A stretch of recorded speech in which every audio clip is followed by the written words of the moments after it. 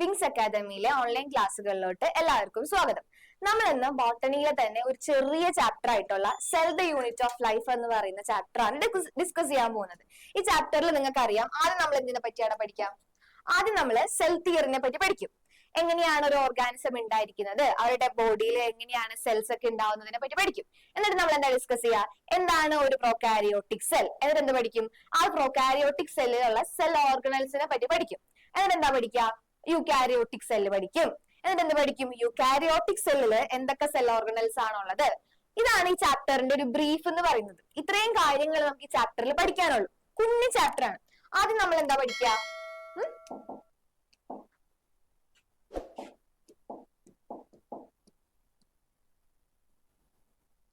ആദ്യം നമ്മള് സെൽ തിയറിനെ പറ്റിയിട്ടാണ് ഡിസ്കസ് ചെയ്യാം. എന്താണ് മക്കളെ സെൽ തിയറി?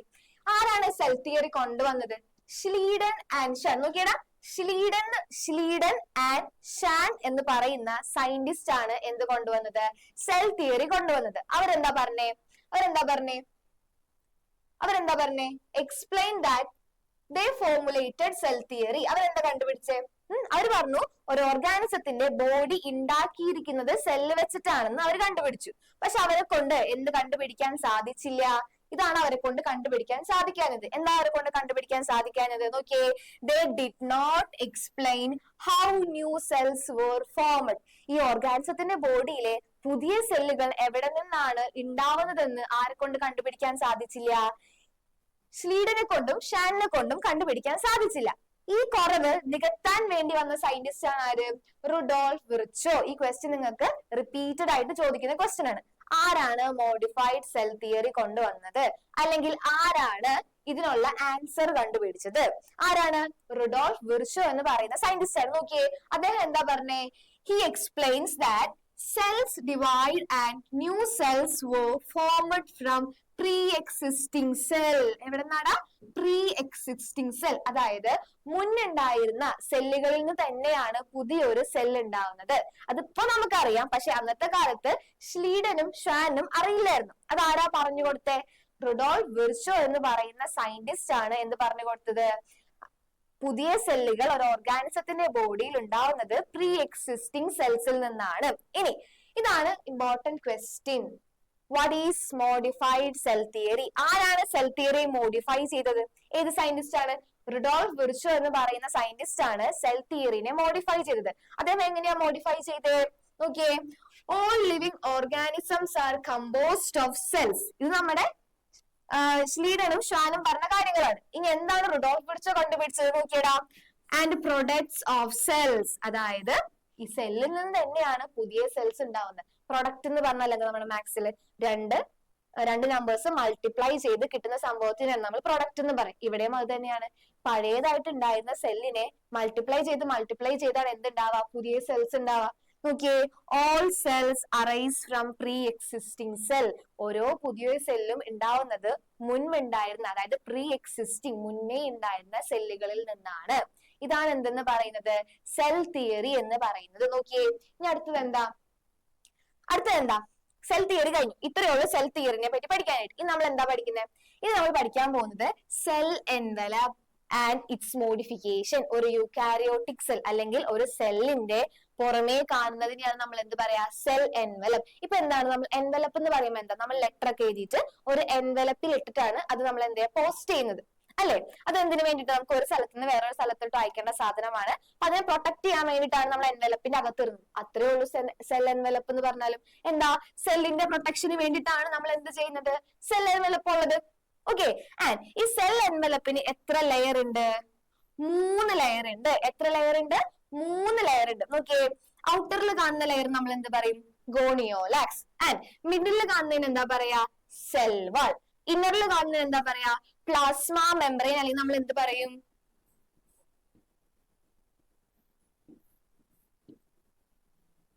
Cell membrane. നമ്മൾ എന്താ പറയാ, ഒന്നെങ്കിൽ നമ്മൾ പ്ലാസ്മ മെംബ്രെയിൻ എന്ന് പറയും, അല്ലെങ്കിൽ നമ്മൾ എന്ത് പറയും, സെൽ മെംബ്രെയിൻ. പ്ലാസ്മ മെംബ്രെയിൻ എന്ന് പറഞ്ഞാലും കറക്റ്റ് ആണ്, സെൽ മെംബ്രെയിൻ എന്ന് പറഞ്ഞാലും കറക്റ്റ് ആണ്. ഇത് ഇങ്ങനെ തന്നെ ക്വസ്റ്റ്യൻ ചോദിക്കും കേട്ടാ. സെൽ എൻവലപ്പിന്റെ ഔട്ടറിൽ കാണുന്ന പോർഷൻ എന്താ പറയാ, ഗോണിയോലാക്സ്.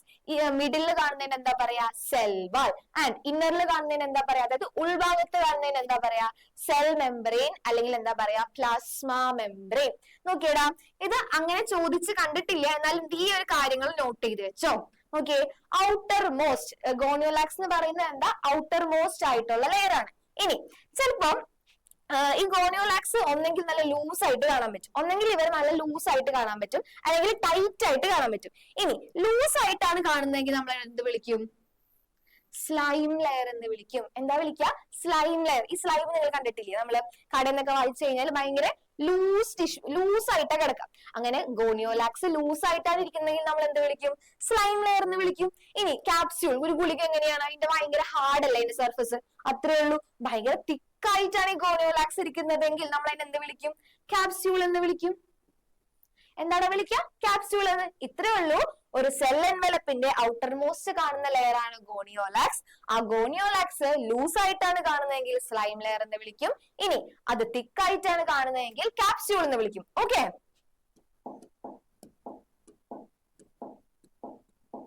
ഇനി നോക്കിയേ, ഇത് ഷുവർ ക്വസ്റ്റ്യൻ ആണ്. ഇത് ഇല്ലാത്ത ക്വസ്റ്റ്യൻ പേപ്പർ ഉണ്ടായിട്ടില്ല. ഷുവർ ആട്ടോ ഇത്, ഷുവർ ക്വസ്റ്റ്യൻ ആണ്. നോക്കിയേ, മിഡിൽ നമ്മൾ പഠിച്ചു, ഔട്ടർ ലെയറിന് എന്താ പറയാ, ഗോണിയോലാക്സ്. ഇന്നറിൽ കാണുന്ന ലെയറിന് എന്താ പറയാ, മിഡിൽ ലെയറിന് എന്താ പറയാ നമ്മൾ, സെൽ വാൾ. സെൽ മെംബ്രെയിൻ നമ്മൾ ഏറ്റവും ഉള്ളിൽ കാണുന്ന ലെയറിനെയാണ് സെൽ മെംബ്രെയിൻ എന്ന് പറയാ. മിഡിൽ കാണുന്ന ലെയറിന് എന്താ പറയാ, സെൽ വാൾ. എന്താണ് പറയാ, സെൽ വാൾ. നോക്കിയേ, സെൽ വാളിന്റെ ഫംഗ്ഷൻ എല്ലാ കൊല്ലവും എക്സാമിന് വരുന്ന ഒരു ക്വസ്റ്റ്യൻ ആണ്. സെൽ വാളിന്റെ ഫംഗ്ഷൻ എന്തൊക്കെയാണ് നോക്കിയേ, എന്തൊക്കെയാണ്, provide protection to the cell. ഒരു സെല്ലിന് ഏറ്റവും കൂടുതൽ പ്രൊട്ടക്ഷൻ കൊടുക്കുന്നത് സെൽ വാൾ ആണ്. ഏത് ലെയർ ആണ് ഏറ്റവും കൂടുതൽ പ്രൊട്ടക്ഷൻ കൊടുക്കുന്നത് എന്ന് ചോദിച്ചാൽ ഇത് പറയണം, മിഡിൽ ലെയർ ആയിട്ടുള്ള സെൽ വാൾ ആണ്. ഇനി നെക്സ്റ്റ് എന്താ, റിജിഡിറ്റി ആൻഡ് സപ്പോർട്ട്. റിജിഡിറ്റി എന്ന് ഓർത്തില്ലെങ്കിലും സപ്പോർട്ട് എന്നുള്ള ഒരു വാക്ക് ഓർക്കണം. ഒരു സെല്ലിന് ഏറ്റവും കൂടുതൽ സപ്പോർട്ട് കൊടുക്കുന്നത് അവരുടെ സെൽ വാൾ ആയിരിക്കും. ഇനെന്താ, ഷേപ്പ്. ഇത് ഞാൻ ചോദിക്കട്ടെ, നമുക്ക് വാള് പലതരത്തിൽ ഉണ്ടാക്കാം. ഇപ്പൊ മിസ് നിൽക്കുന്ന റൂമിന്റെ വാള് സ്ക്വയർ ആണ്. അതെന്തുകൊണ്ടാണ്, മിസ് നിൽക്കുന്നത് ഒരു സ്ക്വയർ ഷേപ്പിലാണ്. എന്താ, ഇതിന്റെ വാൾസ് അറേഞ്ച് ചെയ്തേക്കുന്നത് സ്ക്വയറിലാണ്, അതുകൊണ്ട് ഇത് സ്ക്വയർ ഷേപ്പായി. ഇനി ഞാൻ പറയട്ടെ, ഞാനൊരു റെക്ടാങ്കിൾ റൂമിലാണ് നിൽക്കുന്നെങ്കിലോ, റെക്ടാങ്കിൾ റൂമിലാണ് നിൽക്കുന്നെങ്കിൽ, റെക്ടാങ്കിൾ അതായത് വാൾസ് റെക്ടാങ്കിളിലാണ് അറേഞ്ച് ചെയ്തിരിക്കുന്നതെങ്കിൽ ഈ ഷേപ്പിൽ നമ്മൾ എന്ത് വിളിക്കും, റെക്ടാങ്കിൾ എന്ന് വിളിക്കും. ഇനി ഇതിന്റെ വാൾസ് ട്രയാങ്കിൾ ഷേപ്പിലാണ് അറേഞ്ച് ചെയ്തിരിക്കുന്നതെങ്കിൽ നമ്മൾ എന്ത് വിളിക്കും, ട്രയാങ്കിൾ എന്ന് വിളിക്കും. അതേപോലെ തന്നെ ഒരു സെല്ലിന്റെ സെൽ വാൾ ആണ് എന്ത് തീരുമാനിക്കുന്നത്, അതിന്റെ ഷേപ്പ് ഡിസൈഡ് ചെയ്യുന്നത്. എന്ത് ഡിസൈഡ് ചെയ്യുന്നത്, ഷേപ്പ് ഡിസൈഡ് ചെയ്യുന്നത്. സെൽ വാൾ എങ്ങനെയാണോ ഇരിക്കുന്നത് അത് തന്നെയായിരിക്കും ആ സെല്ലിന്റെ ഷേപ്പും. ഓക്കെ, ഇനി നോക്കിയേ, പ്രിവെന്റ് ബേഴ്സ്റ്റിംഗ്. ഇത് കേൾക്കുമ്പോൾ ചിലപ്പോൾ കൺഫ്യൂഷൻസ് വരാൻ സാധ്യതയുണ്ട്. എന്താണ് പ്രിവെന്റ് ബേഴ്സ്റ്റിംഗ്? അതായത് ഈ സെല്ലിന്റെ അകത്ത് കുഞ്ഞു കുഞ്ഞു റിയാക്ഷൻസും അല്ലെങ്കിൽ കുഞ്ഞു കുഞ്ഞു ബേഴ്സ്റ്റിംഗ് ഒക്കെ നടക്കും. അതായത് ഇപ്പം വലിയ വലിയ റിയാക്ഷൻസ് അല്ല, ഒരു സെല്ലാകുമ്പോൾ കുഞ്ഞാണ്, അതിന്റെ അകത്ത് കുഞ്ഞു കുഞ്ഞു റിയാക്ഷൻസ് വേണമെങ്കിൽ നടക്കാം. ഈ റിയാക്ഷൻസ് നടക്കുമ്പോൾ സെൽ വാൾ ഉള്ളത് കൊണ്ടാണ് ഈ സെല്ല് പൊട്ടിപ്പോവാത്തത്. അല്ലെങ്കിൽ ഈ സെല്ലിന് പൊട്ടിപ്പോക്കൂടെ? കാരണം നമ്മുടെ ഉള്ളിൽ ഇപ്പൊ എന്താ, വലിയ ബോംബ് സ്ഫോടനമൊക്കെ നടന്നാൽ നമ്മുടെ ഈ വാളൊക്കെ പൊട്ടിപ്പോകും. കുഞ്ഞു കുഞ്ഞു റിയാക്ഷൻസ് നടക്കുകയാണെങ്കിൽ നമ്മുടെ ഈ വാള് പൊട്ടിപ്പോകും, അല്ലെങ്കിൽ അത് പുറത്തോട്ട് പോകും? ഇല്ല, നമ്മുടെ ഈ 4 ചുമരിനുള്ളിൽ അത് ഒതുങ്ങും. അതേപോലെ തന്നെയാണ് ഇപ്പൊ ഇതൊരു സെല്ലാണെങ്കിൽ ഇതിന്റെ ഉള്ളിൽ ഒരു ബേഴ്സ്റ്റിംഗ്, അതായത് വല്ല കെമിക്കൽ റിയാക്ഷൻസ് നടക്കുകയാണെങ്കിൽ ഇതിനെ പ്രൊട്ടക്ട് ചെയ്യുന്ന ആരാണ്, ഈ സെൽ വാളല്ലേ? അത്രേ ഉള്ളൂ എന്തെന്ന് പറയുന്നത്, പ്രിവെന്റ് ബേഴ്സ്റ്റിംഗ്. ഇതില് ഞാൻ ഒരു എക്സെപ്ഷനും പറയുന്നില്ല, 4 പോയിന്റും ഇമ്പോർട്ടന്റ് ആണ്. 2 മാർക്കിന് ചോദിച്ചു കഴിഞ്ഞാൽ നമുക്ക് 4 പോയിന്റ്സ് എഴുതേണ്ടി വരും. നോക്കി,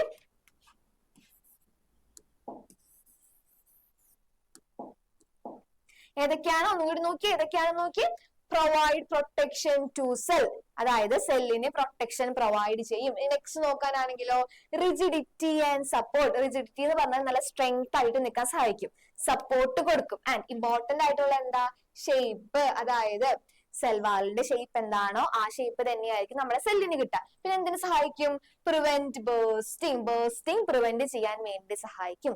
ഇതൊക്കെയാണ് എന്തെന്ന് പറയുന്നത്, സെൽ വാളിന്റെ ഫംഗ്ഷൻ. ആൻഡ് മറക്കരുത്, സെൽ വാൾ എന്ന് പറയുന്നത് മിഡിൽ ലെയർ ആണ്. ഇനി നെക്സ്റ്റ് എന്താ, നമ്മള് ഹെഡിങ് പഠിച്ചു കൊടുക്കേണ്ടത് നിങ്ങള്, cell envelope and it's modification.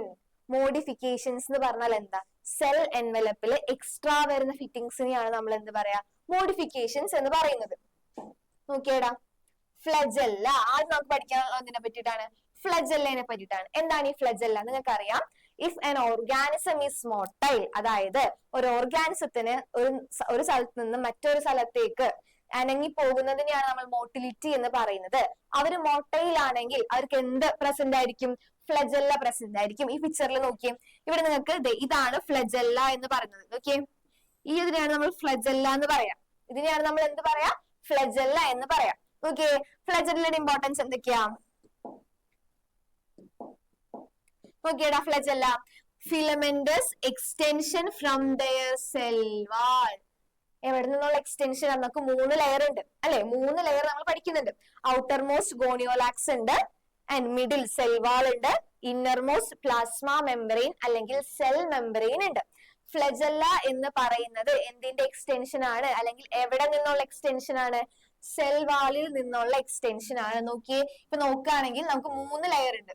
1, 2, 3, ഇങ്ങനെ 3 ലെയർ നമുക്ക് ഉണ്ടാവും. ഇതിന്റെ മിഡിൽ ആയിട്ടുള്ള സെൽ വാളിൽ നിന്നുള്ള എക്സ്റ്റൻഷനെയാണ് നമ്മൾ എന്ത് പറയാ?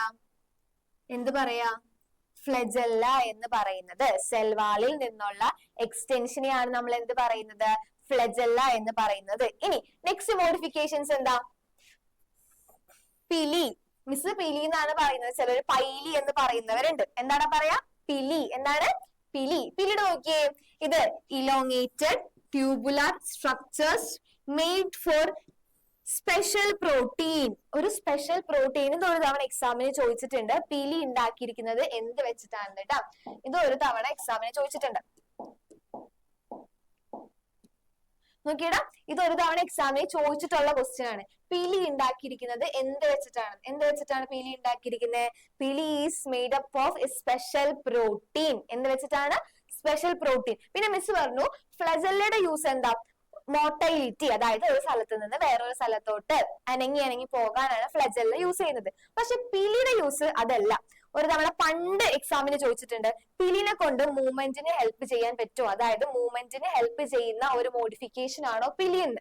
ഒരിക്കലല്ല. പിലിനെ കൊണ്ട് ഒരു ബാക്ടീരിയക്കുള്ള യൂസ് എന്ന് പറയുന്നത് അവരുടെ സെക്ഷൽ, അതായത് റീപ്രൊഡക്ഷന്റെ ടൈമിലാണ് എന്ത് യൂസ് ചെയ്യുന്നത്? ഈ പിലിനെ യൂസ് ചെയ്യുന്നത് കേട്ടോ. അല്ലാതെ മൂവ്മെന്റിനല്ല പിലിനെ യൂസ് ചെയ്യുന്നത്. മൂവ്മെന്റിനെ യൂസ് ചെയ്യുന്നത് ഫ്ലജെല്ലയാണ്. ഓക്കെ, ഒരിക്കലും പിലി മൂവ്മെന്റിന് യൂസ് ചെയ്യില്ല കേട്ടോ. ഇനി നെക്സ്റ്റ് എന്താ? നെക്സ്റ്റ് മോഡിഫിക്കേഷന്റെ പേരെന്താ? ഫിംബ്രിയെ. എന്താ പറയാ? ഫിംബ്രിയെ. എന്താണ് ഫിംബ്രിയെ? നമ്മുടെ ഈ ടൂത്ത് ബ്രഷ് ഇല്ലേ, ടൂത്ത് ബ്രഷ് നമ്മള് ബ്രിസ്റ്റിൽ ലൈക്ക് ഫൈബേഴ്സ് എന്ന് പറയും. ആ ഒരു സ്ട്രക്ചറിനെയാണ് നമ്മൾ ബ്രിസ്റ്റിൽസ് എന്ന് പറയാം. അതായത് ഇങ്ങനെ കുറെ ഫൈൻ ആയിട്ടുള്ള ഇങ്ങനെ നിൽക്കണ്ടാവും. ഇതിനെയാണ് നമ്മൾ എന്ത് പറയാ? ബ്രിസ്റ്റിൽസ് എന്ന് പറയുന്നത്. എന്താ പറയാ? ബ്രിസ്റ്റിൽസ്. നോക്കി ഇവിടെ, സ്മോൾ ബ്രിസ്റ്റിൽ ലൈക്ക് ഫൈബേഴ്സ്. കുഞ്ഞായിട്ടുള്ള ബ്രിസ്റ്റിൽ, അതായത് ബ്രിസ്റ്റിൽ എന്ന് പറഞ്ഞാൽ ടൂത്ത് ബ്രഷും ഉള്ള ഒരു നാര് പോലത്തെ സംഭവമില്ല, അതിനാണ് നമ്മൾ ബ്രിസ്റ്റിൽസ് എന്ന് പറയുന്നത്. ഇനി നോക്കിയേ, helps to attach the bacteria to the rocks. എന്തുമെങ്കിലും അറ്റാച്ച് ചെയ്യാനായിട്ട് ബാക്ടീരിയനെ സഹായിക്കുന്ന ഒരു മോഡിഫിക്കേഷൻ ആണ് എന്ത്? ഫിംബ്രിയെ എന്ന് പറയുന്നത്. മനസ്സിലായോ? ഇത് ഇമ്പോർട്ടന്റ് ആണ്. സെൽവാൾ എന്നുള്ളത് ചിലപ്പോ ചോദിക്കും. എന്താ ചോദിക്കുക? ഫ്ലജെല്ല എന്ന് പറയുന്നത് എന്തിന്റെ മോഡിഫിക്കേഷൻ ആണ്? അപ്പൊ എന്ത് പറയണം? സെൽവാൾ മോഡിഫിക്കേഷൻ ആണ്. ഇനി പിലി ഉണ്ടാക്കിയിരിക്കുന്നത് എന്ത് വെച്ചിട്ടാണ്? Pili is made up of a special protein. ഇനി ഫിംബ്രി എന്തിനാണ് യൂസ് ചെയ്യുന്നത് ചോദിക്കും. അപ്പൊ എന്ത് പറയും? എന്താ? Helps to attach the bacteria on rocks എന്ന് പറയണം. ഇനി ഈ പിക്ചറിലോട്ട് നോക്കി, ഈ പിക്ചറിൽ നിങ്ങൾക്ക് കറക്റ്റ് ആയിട്ട് കാണാൻ പറ്റും. ഇങ്ങനെ സെൽവാളിൽ നിന്ന് ഇങ്ങനെ നീണ്ടു നിൽക്കുന്ന സ്ട്രക്ചർ ആണ് എന്തെന്ന് പറയുന്നത്? ഫ്ലജെല്ല എന്ന് പറയുന്നത്. ഇനി എന്താ ഫിംബ്രിയെ? നോക്കിയേ, ഇതിനെയാണ് നമ്മൾ ഫിംബ്രിയെ എന്ന് പറയാം.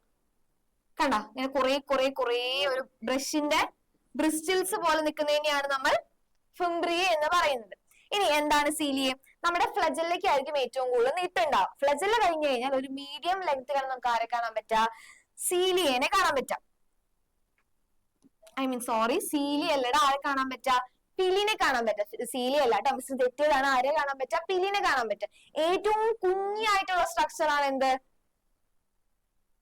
ഫിംബ്രി എന്ന് പറയുന്നത്. ഏറ്റവും വലിയത് ഫ്ലജെല്ല, ഫ്ലജെല്ലിനേക്കാൾ ചെറുത് പിലി, ഏറ്റവും ചെറുത് ബ്രിസ്റ്റിൽ ലൈക്ക് സ്ട്രക്ചേഴ്സിനെയാണ് നമ്മൾ എന്ത് പറയാ? ഫിംബ്രി എന്ന് പറയുന്നത്. ഓക്കെ, ഇനി എന്താ പ്ലാസ്മിഡ്? എവിടെയെങ്കിലും പഠിച്ചത് ഓർക്കണ്ട പ്ലാസ്മിഡ്സ് എന്താണെന്ന്? എന്താ പ്ലാസ്മിഡ്? ഇത് ഷുവർ ക്വസ്റ്റ്യൻ ആണ്. പ്ലാസ്മിഡ് ഇത് നിങ്ങൾക്ക് എന്തായാലും വരുന്ന ഒരു ക്വസ്റ്റ്യൻ ആണ്. എന്താണ് പ്ലാസ്മിഡ് എന്ന് പറയുന്നത്? പ്ലാസ്മിഡ് എന്ന് പറഞ്ഞാൽ നിങ്ങൾക്ക് എപ്പോഴും ഓർമ്മ വേണ്ട സാധനം, +1 ആയാലും +2 ആയാലും ഇനി അത് കഴിഞ്ഞാലും നിങ്ങൾക്ക് ഓർമ്മ വേണ്ട ഒരു സാധനമാണ്. അതായത് ബാക്ടീരിയ സെല്ലില് അവരുടെ ജനറ്റിക് മെറ്റീരിയൽ ഇതെന്താണ്? ഇത് അവരുടെ ജനറ്റിക് മെറ്റീരിയൽ ആണ്.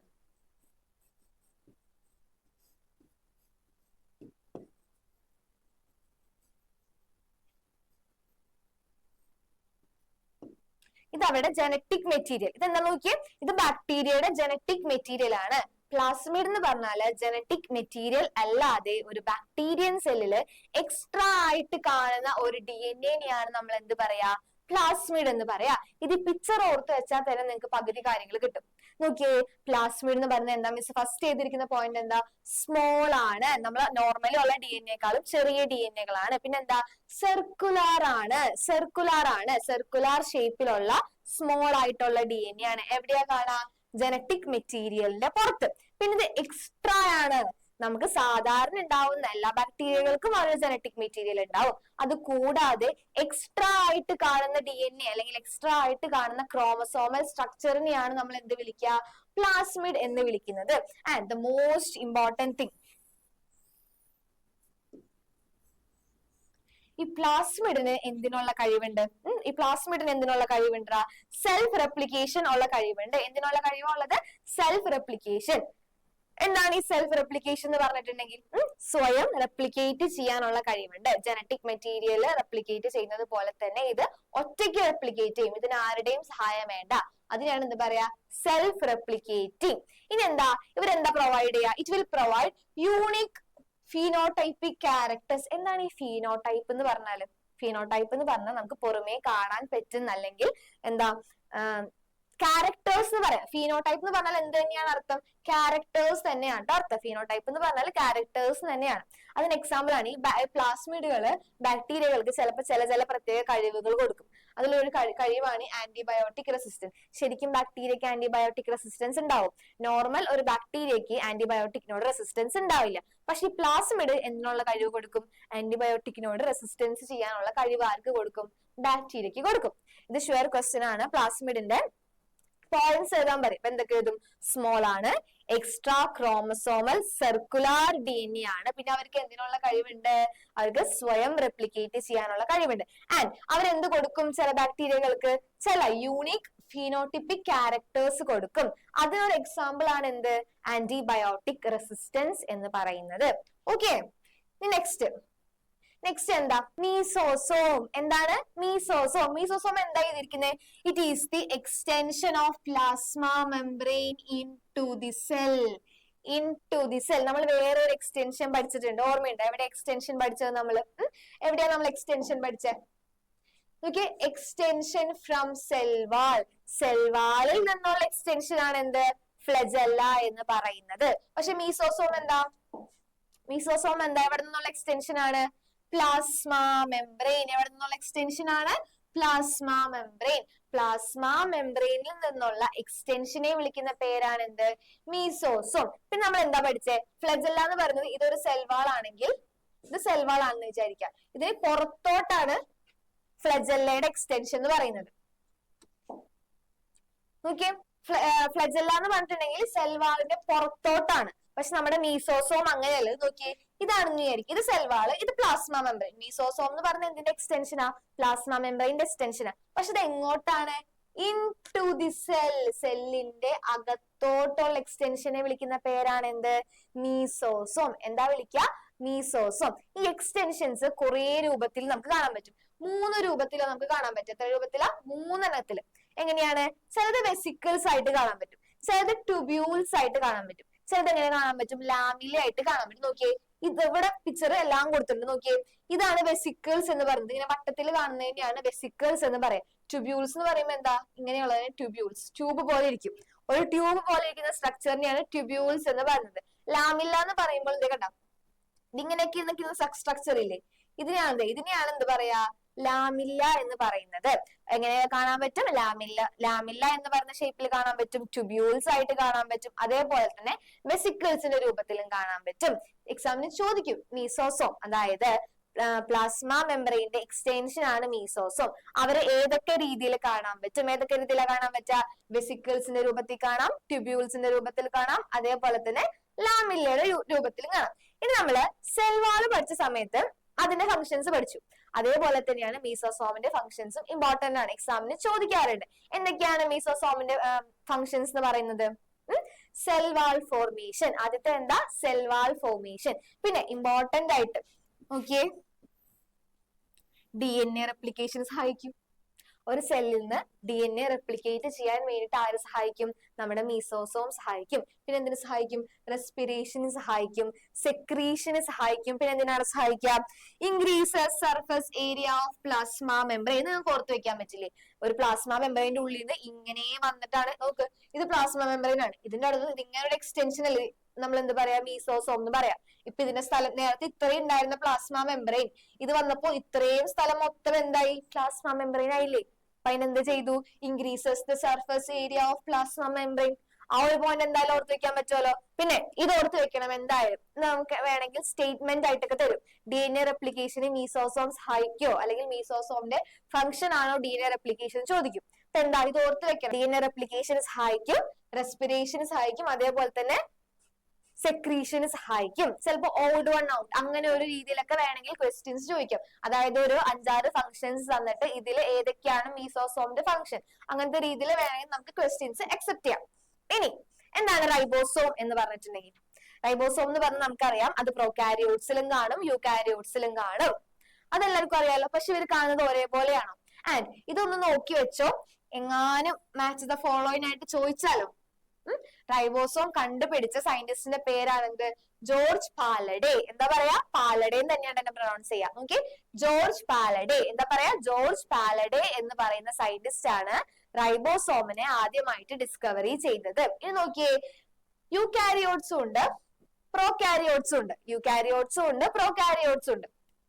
റൈബോസോം എന്ന് പറയുന്ന സ്ട്രക്ചർ രണ്ടിലും കാണാൻ പറ്റും. യൂകാരിയോട്സിലും കാണാൻ പറ്റും, അതേപോലെ തന്നെ പ്രോകാരിയോട്സിലും കാണാൻ പറ്റും. ഇവരെങ്ങനെയാണ് കാണാം? റൈബോസോമിനെ എങ്ങനെയാണ് കാണാം? നിങ്ങൾക്കറിയാം എങ്ങനെയാ കാണാന്ന്? 2 യൂണിറ്റ്സ് ആയിട്ടാണ് കാണാൻ. നോക്കി, ഒരു ലാർജർ യൂണിറ്റും ഉണ്ടാവും, അതേപോലെ തന്നെ ഒരു സ്മോളർ യൂണിറ്റും ഉണ്ടാവും. ഇത് യൂകാരിയോട്സിലായാലും പ്രോകാരിയോട്സിലായാലും ഇവരെ നമുക്ക് 2 യൂണിറ്റ്സ് ആയിട്ട് കാണാൻ പറ്റും. ഒരു വലിയ യൂണിറ്റ് ഉണ്ടാവും, ഒരു ചെറിയ യൂണിറ്റ് ഉണ്ടാവും. ആകെ ഒരു വ്യത്യാസം എന്ന് പറയുന്നത് നോക്കിയേ, സ്മോളർ യൂണിറ്റ്. അത് ആദ്യം നമുക്ക് യൂകാരിയോട്സിലെ റൈബോസോമിനെ പറ്റി പഠിക്കാം.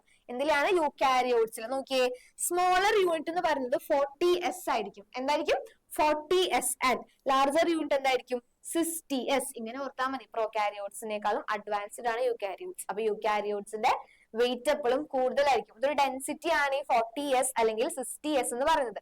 ഇനി ഓർത്താൽ മതി, യൂകാരിയോട്സ് ആണ് നമ്മളൊക്കെ. നമ്മൾ കുറച്ചും കൂടി അഡ്വാൻസ്ഡ് ആയിട്ട് ഉള്ള ആൾക്കാരാണ്. അപ്പൊ നമുക്ക് കുറച്ചും കൂടി വെയിറ്റ് കൂടുതലായിരിക്കും. അങ്ങനെ ഓർത്താൽ മതി. അപ്പൊ നിങ്ങൾക്ക് പെട്ടെന്ന് കിട്ടും. നോക്കിയേ, smaller unit 40S, larger unit 60S. ഇത് ഇങ്ങനെ തന്നെ ക്വസ്റ്റ്യന് വരും കേട്ടോ. ഇവരുടെ എത്രയാണ് ഇവരുടെ സ്മോളർ യൂണിറ്റ്, ലാർജർ യൂണിറ്റ് ഉള്ളത് നോക്കിയടാ. ഇനി പ്രോകാരിയോട്സ്, അതായത് ബാക്ടീരിയയുടെ ഒക്കെ റൈബോസോം എടുത്ത് നോക്കി കഴിഞ്ഞാൽ അവരുടെ സ്മോളർ യൂണിറ്റ് ആകെ 30S ഉള്ളൂ. ഓക്കെ, ഇനി ലാർജർ യൂണിറ്റ് എത്രയുണ്ട്? 50S ഉണ്ട്. ഇത്ര മാത്രം പഠിച്ചാൽ മതി. റൈബോസോമില് ജോർജ് പാലഡേ എന്ന് പറയുന്ന സയന്റിസ്റ്റ് ആണ് ഡിസ്കവറി ചെയ്തത്. ആൻഡ് റൈബോസോമിന് ഒരു ലാർജർ യൂണിറ്റും ഉണ്ടാവും, ഒരു സ്മോളർ യൂണിറ്റും ഉണ്ടാവും. അതേപോലെ തന്നെ ഇനി യൂകാരിയോട്ടിക്കിന്റെ കേസ് ആണെങ്കിൽ സ്മോളർ യൂണിറ്റ് 40S ആയിരിക്കും, ലാർജർ യൂണിറ്റ് 60S ആയിരിക്കും. ഇനി പ്രോകാരിയോട്ട്, അതായത് ബാക്ടീരിയ പോലെയുള്ള കുഞ്ഞു കുഞ്ഞു ജീവികളിലോട്ട് വന്നു കഴിഞ്ഞാൽ സ്മോളർ യൂണിറ്റ് 30S ആയിരിക്കും, ലാർജർ യൂണിറ്റ് 50S ആയിരിക്കും. ഓക്കെ, നെക്സ്റ്റ് എന്താ? ഇത്രയുള്ള ആരെ പറ്റി പഠിക്കാനായിട്ട്? നമുക്ക് ഒരു പ്രോകാരിയോട്ടിക് സെല്ലിനെ പറ്റി പഠിക്കാനായിട്ട്. അടുത്ത് നമ്മൾ ആരെ പറ്റിയാ പഠിക്കാൻ പോകുന്നത്? Eukaryotic cell. എന്തിനെ പറ്റി പഠിക്കാൻ പോകുന്നത്? Eukaryotic cell. അവിടെ നമ്മൾ പ്രോകാരിയോട്സ് പഠിച്ചപ്പോൾ നമ്മൾ സെൽ വാൾ പഠിച്ചു. അതിന്റെ എന്താ കുറച്ചൊക്കെ ഫങ്ഷൻസ് സെയിം ആണ് യൂകാരിയോട്സിലേക്ക് വരുമ്പോൾ. പ്രോകാരിയോട്സിന്റെ സെൽ വാളിന്റെ ചില ഫങ്ഷൻസ് എവിടേക്കും വരും? യൂകാരിയോട്സിലോട്ടും വരും. അപ്പൊ നമുക്ക് പഠിക്കാൻ കുറച്ചും കൂടി സിമ്പിൾ ആയിരിക്കും. നോക്കിയേ, അവിടെ നമ്മൾ പഠിച്ചില്ലേ give shape to the cell, അത് തന്നെയാണ് ഇവിടുത്തെ ഒരു പോയിന്റും. ഓക്കെ, അപ്പൊ സെൽ വാൾ എവിടെയായാലും അവർ ആദ്യം എന്ത് കൊടുക്കും? ഷേപ്പ് കൊടുക്കും. വാൾസ് ആണ് ഒരു ഷേപ്പിന്റെ, അത് അതിന്റെ വാൾ എങ്ങനെയാണോ ഇരിക്കുന്നത്, ഒരു ബാക്ടീരിയയുടെ വാൾസിന്റെ ഷേപ്പാണ് ആ സെല്ലിന് കിട്ടുന്ന ഷേപ്പ്. ഓക്കെ, അങ്ങനെ ഓർത്താൽ മതി. ഫസ്റ്റ് പോയിന്റ് അപ്പൊ കിട്ടില്ലേ? നോക്കിയടാ, protect cell from mechanical damage and infections. നമ്മള് പ്രോകാരിയോട്സ് പഠിച്ചു പ്രിവെന്റ് ബേസ്റ്റിംഗ്, അതായത് സെല്ലിന്റെ അകത്ത് നടക്കുന്ന കുഞ്ഞു റിയാക്ഷൻസ് ഉണ്ടായിട്ട് സെല്ല് ബേസ്റ്റ് ആവും. ഇത് ബേസ്റ്റ് ആവാതെ പ്രിവെന്റ് ചെയ്യുന്നത് ആരാണ്? സെൽ വാൾ ആണ്. ഇപ്പൊ നമ്മൾ കുറച്ചും കൂടി അഡ്വാൻസ്ഡ് ആയിട്ടുള്ള യൂകാരിയോട്സിനെ പറ്റിയിട്ടാണ് പഠിക്കുന്നത്. അപ്പൊ നമ്മൾ എന്താ പറഞ്ഞേ? മെക്കാനിക്കൽ ഡാമേജ് അല്ലെങ്കിൽ ഇൻഫെക്ഷൻസ്, സെല്ലിന് വല്ല മെക്കാനിക്കൽ, അതായത് പുറത്തുനിന്ന് വല്ല ഡാമേജോ അല്ലെങ്കിൽ എന്തെങ്കിലും ഇൻഫെക്ഷൻസോ വന്നു കഴിഞ്ഞാല് ആര് പ്രൊട്ടക്ട് ചെയ്യും? നമ്മുടെ സെൽ വാള് പ്രൊട്ടക്ട് ചെയ്യും. ആരാ പ്രൊട്ടക്ട് ചെയ്യുക? സെൽ വാള് പ്രൊട്ടക്ട് ചെയ്യും. ഇനി നോക്കിയേ, helps in cell to cell interactions. എന്തിനു സഹായിക്കും? helps to cell interactions. അതായത് ഇതൊരു സെല്ലാന്ന് വിചാരിക്കും, ഇത് വേറെ സെല്ല്. നോക്കിയടാ,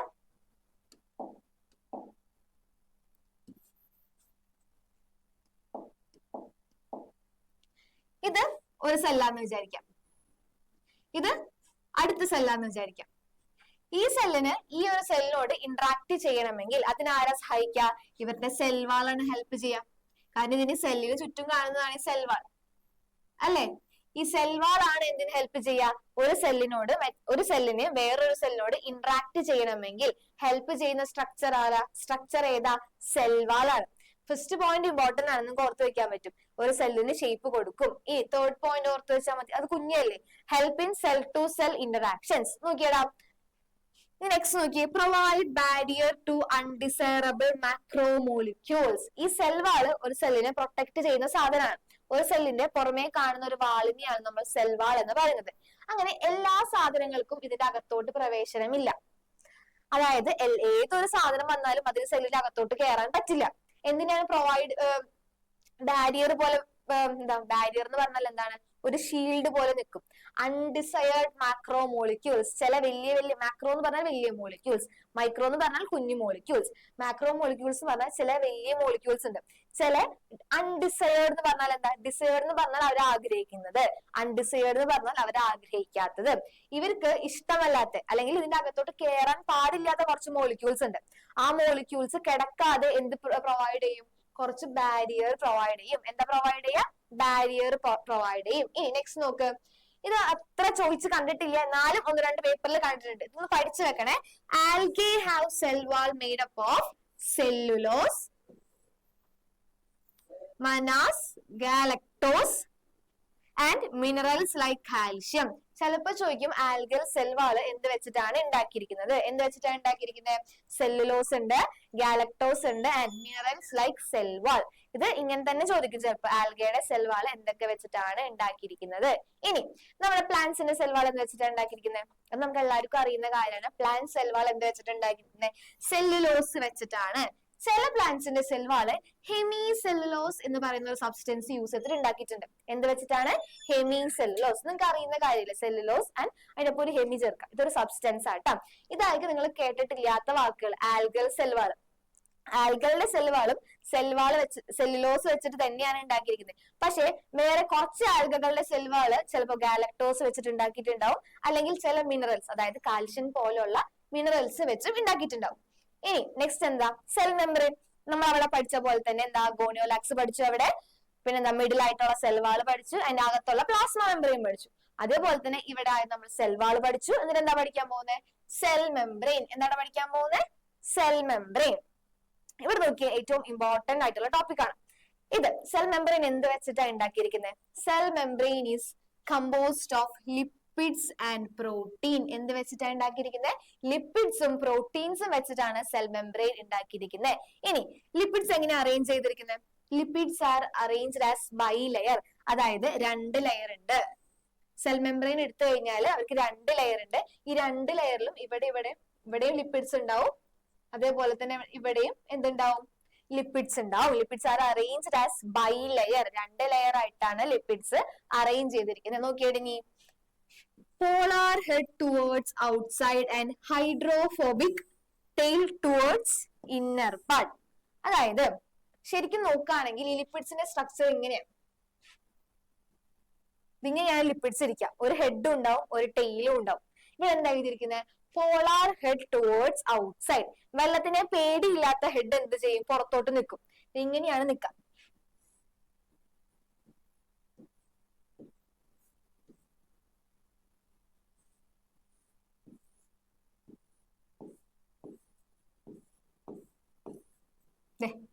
ഇങ്ങനെയാണ് ഈ ലിപ്പിഡ് ബൈലെയർ നിൽക്കുക.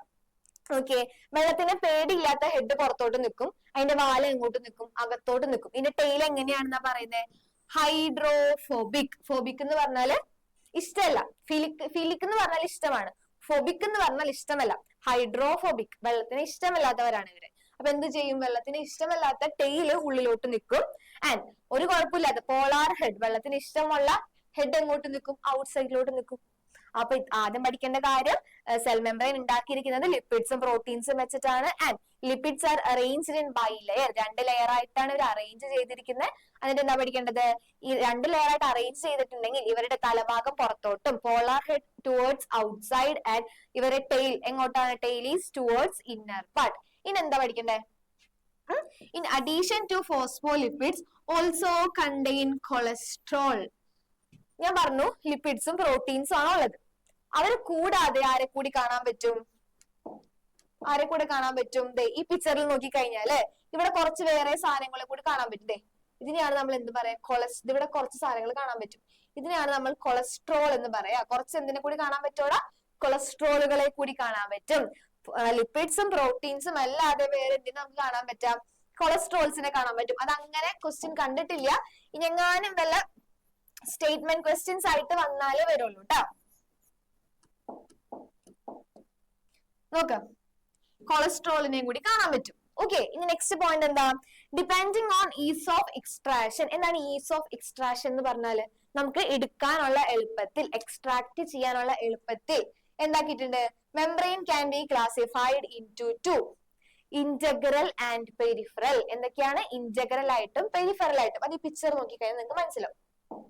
നോക്കിയേ, ഇന്റഗ്രൽ പ്രോട്ടീനും ഉണ്ടാവും, പെരിഫറൽ പ്രോട്ടീനും ഉണ്ടാവും. പെരിഫറൽ ആയിട്ട് പഠിക്കാന്ന് പറയും. അതെന്താ?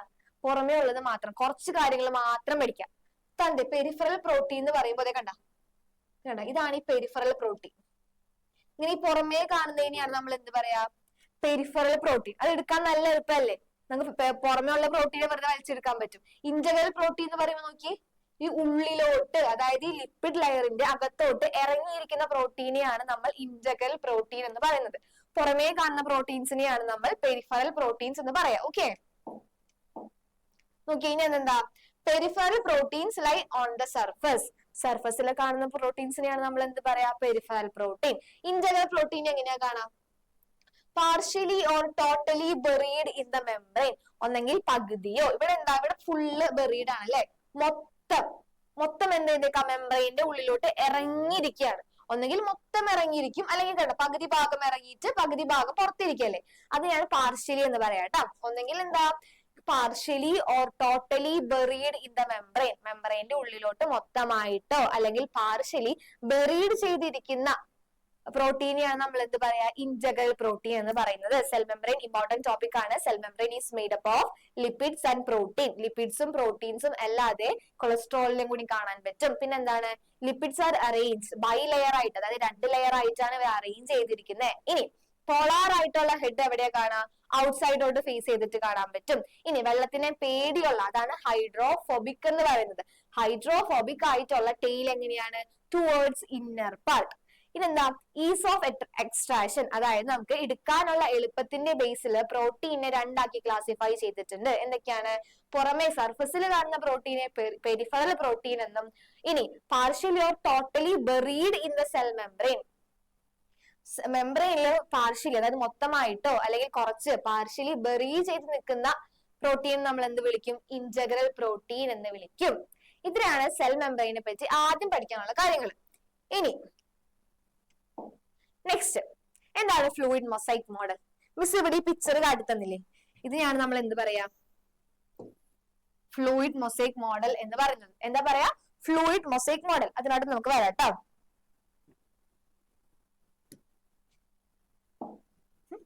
എന്താണ് ഫ്ലൂയിഡ് മൊസൈക്ക് മോഡൽ? ഈ പിക്ചർ മിസ് കാട്ടി തന്നില്ലേ?